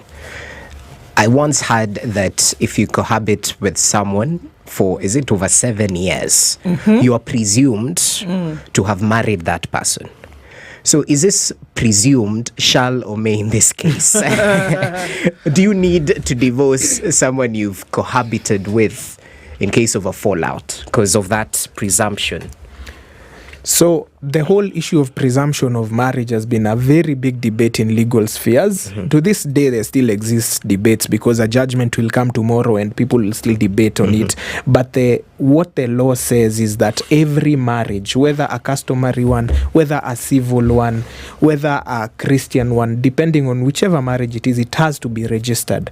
And for a customary marriage, which are those ones where you take cows to the bride's home, they after 2017 they have to be registered. The ones that occurred before 2017 are fine because the law does not work retrospectively. That legal notice came in 2017. So after 2017 there is no issue of you're cohabiting with someone or you're just you did a rorashio and did not register it. It has to be registered. It has to be registered. So once you register it, then you get the document, you get the marriage certificate that shows you're married. So now that to get out of a marriage certificate now requires a divorce. Yes. Okay, I'm sorry. I just wanted to seek clarification on that. So if you have been cohabiting, the law says you're not married. You're not married. You're not married. You're not married. It has to be registered at some point. So customary law, when you go Rorashio. That one. Where you go and stop. Rorashio is which one, and Gurario is which one? Oh, there's one that comes before the other. Yes. The Rorashio is the last process, isn't it? Yes. The first Rorashio one is the like, first. I don't know. I think we need a marriage expert on this, not a lawyer, because those terms are very technical themselves. Essentially, there is the introduction and then there's the engagement, right? Between the two, I don't know which one is called the other, but I think you kind of find that it replicates, especially across African culture. So there's a lot of folks right now who are in this situation that Jesse has described. Yes. That have not gotten anything registered. If you've not registered, because the law does recognize customary marriage, where you've gone and there's been negotiation, elders both sides have agreed.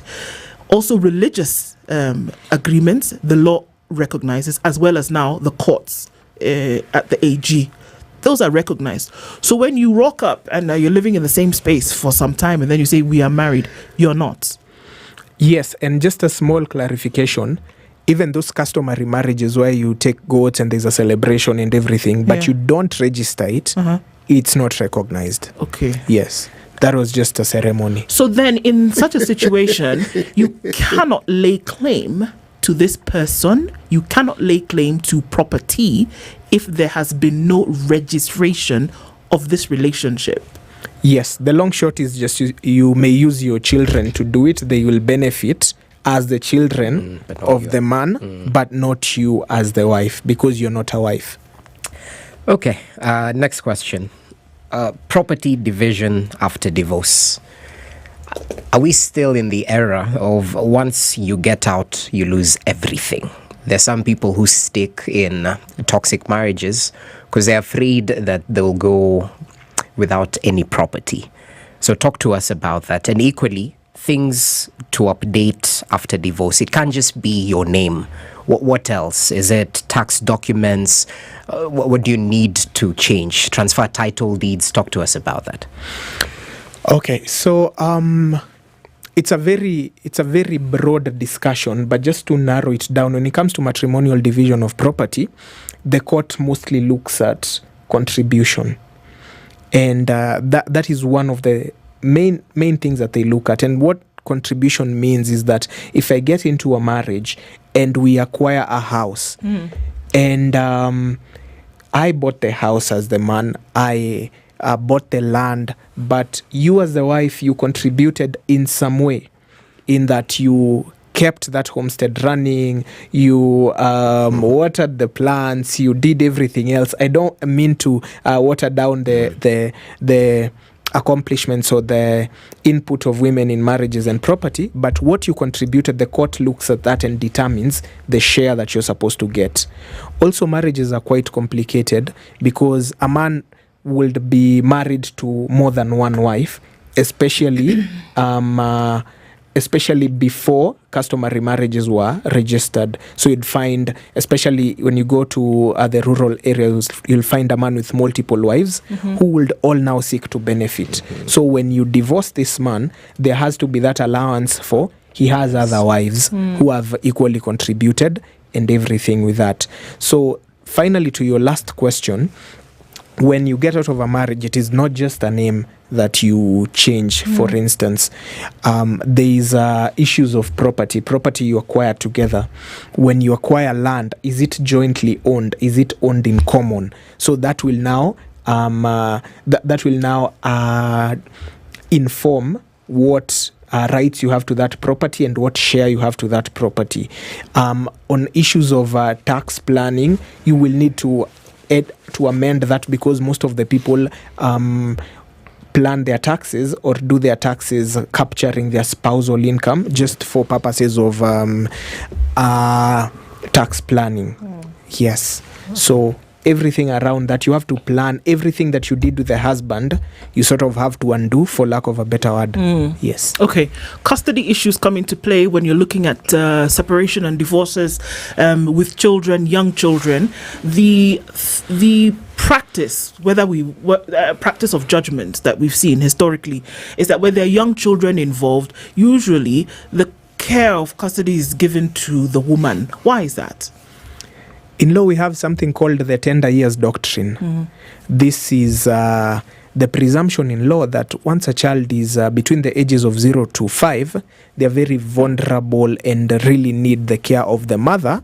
When you weigh between the mother and the father usually gets the rights to that child in terms of custody because of that doctrine in law.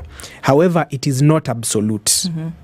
And what I mean is that depending on a case-by-case scenario, a court may hear both sides and actually determine that the person who is fit to have actual custody of this child is the father. So it is not something that is blanket or set in stone, but that tender years doctrine is the general rule of thumb, so to say. Yes. Okay. So then come to a later date, it's possible that the custody could then go to the father. Yes, sure. Under what circumstances would that be? Under the circumstances that the father, in the court's view, or in the view of both parties, the father is best placed to take care of the child for several reasons. One would be economic reasons. Maybe the father is in a better economic position to take care of the child. Number two is mental reasons, where it is found that the mother is unfit to take care of the child, because before a matter gets to court, it has gone through children's offices who have now prepared a report showing that this child lives this way, and the relationship with the father is this way, the relationship with the mother is this way. So the court will be very pained to give custody to the mother, where it is found that maybe the mother abuses a child or neglects the child, or has gotten married and just abandoned the child. Yes. And what about upkeep? We are seeing several cases in country whereby upkeep is demanded by, in most cases, the mother, in the case of separation and or divorce, and then the court will award upkeep. Because is there an understanding, or is there an expectation that the father, like you said earlier, Wakili, should provide for this family? And so usually the court will say, okay, fine. If you were living together, you would have provided anyway. So now that you're living apart, for whatever reason, please carry on and provide. We have seen cases where some of these things have, by virtue of the fact that if the father is financially capable, that the demands then are quite rigorous. What does the law say about upkeep matters in the case of separation and or divorce? Now, the Children's Act, which came into force in 2022, is very progressive in that regard, and it views the rights and the responsibilities of both parents as equal. So what that means is that that expectation is no longer found in law.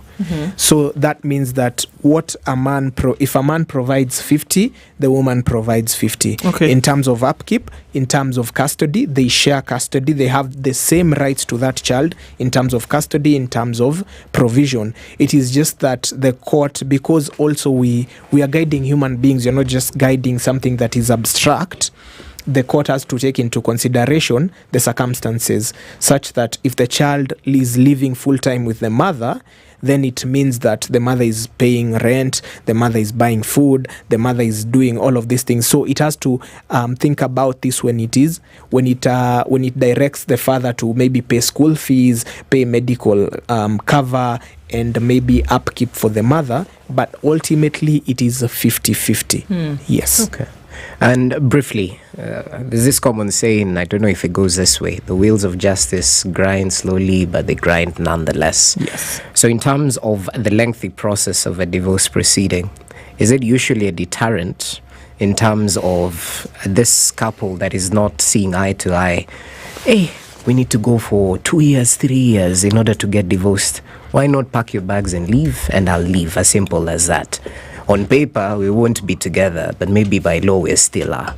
And then equally the cost factor. Yes. Is it expensive to start a divorce proceeding? Is it equally a deterrent? Talk to us briefly. So the first issue to consider is that a divorce is something that happens without collusion, that you and your wife can't collude to get a divorce, in as much as people should be able to decide that this has ended. There has to be a reason, and the law has to sort of get someone who is at fault. That is why you get grounds for divorce. Just stop right there. Yes.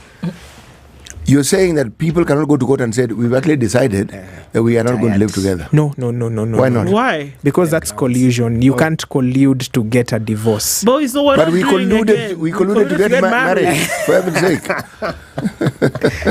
That is a problem that the drafters have to take into consideration.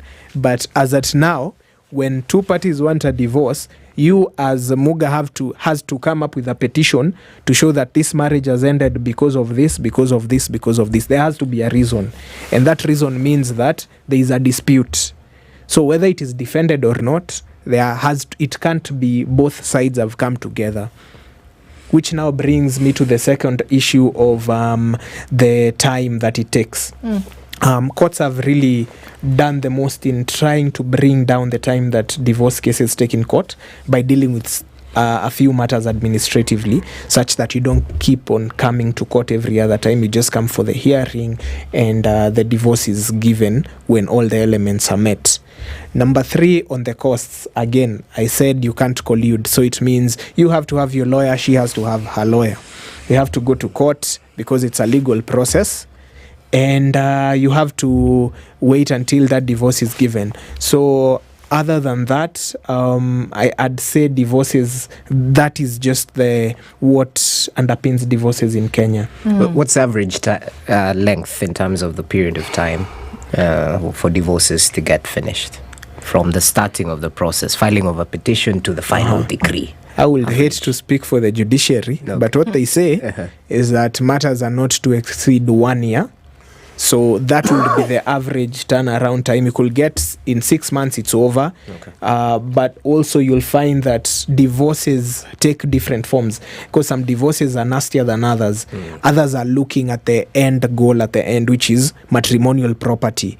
So they'll fight in court, in the divorce court, just to get grounds. This person did this, this person did this.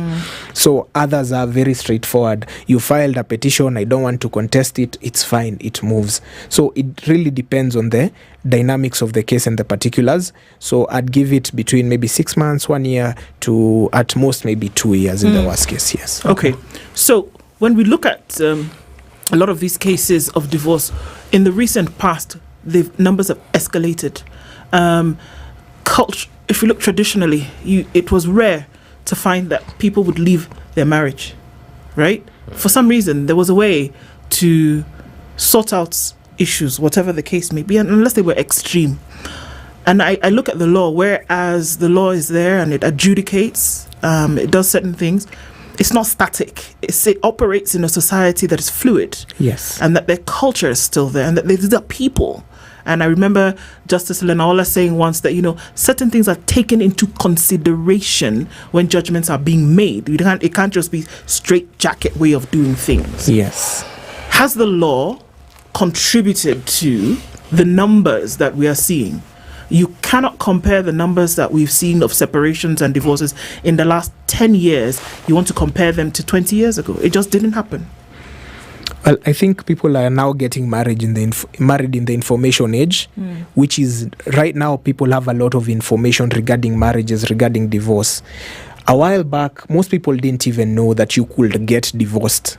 They knew it would last until you die. And this is informed by, for example, some churches, they are very strict when it comes to divorce. You'd rather be killed than leave a marriage. That is their outlook. So when these are the modes of information that people rely on, then it doesn't even come to mind. But when people are educated, they learn that this is actually a way out. You can actually leave a marriage that is not working for you. Also other dynamics in terms of a while back, the resource distribution was mainly patriarchal, which was men had all the money, women hardly had money. Right now, it's a man can have no money and a woman can have money. So all those dynamics just are coming into play at the same time. So they're informing all of these things. Yes. Okay. Finally, I've just seen a comment there. Still back to the grounds for divorce and separation. Irreconcilable differences. Can you go to the court and say, me and my partner can't see eye to eye? We've agreed that we can't do this thing anymore. Collusion. The wording is agreed. We can't agree. Colluded. Yes. Okay. But I can cite a retrievable breakdown of this union because of this and this reason. Yes. Okay. Do you think... I mean, surely the legal fraternity, judicial officers must look at a situation and say, okay, guys, things are kind of... Do you think, is the law ever in an advisory position to folks and say, come on, can we look at this from a different eye and maybe try not to? The Constitution has ADR as a proposed mechanism, and this is what is encouraged in our courts, that before you get to a point where you go to court filing for divorce, try therapy, try mediation, try negotiations. Yes, courts are always a last resort, and even lawyers say that to clients that you should try this and this, because courts are usually a matter of last resort. When you get there's no going back. Yeah. Okay. So as we look at where society is going, as we look at where communities are going and going into the future, a lot of people say when children are involved, and this is really last, when children are involved, you say, okay, well, I'm going to stay for the children, whereby you've said that there's ADR, and a lot of people say, well, no, if there are children involved and the situation is actually sticky, you'd rather leave than stay. From an advisory legal perspective, does that make sense? Well, it does to consider ADR, especially where children are involved, because there is no winning. That is, as lawyers, most of us, we hold that opinion. When it comes to matters of child custody and maintenance, when it comes to issues of divorce where children are involved, there is no real winner, because the child did not ask to be born, and yet you've dragged the child to court processes, and in some instances they're even required to give viva voce evidence. So in layman's language, what did you just say? They are required to speak in court. Yes.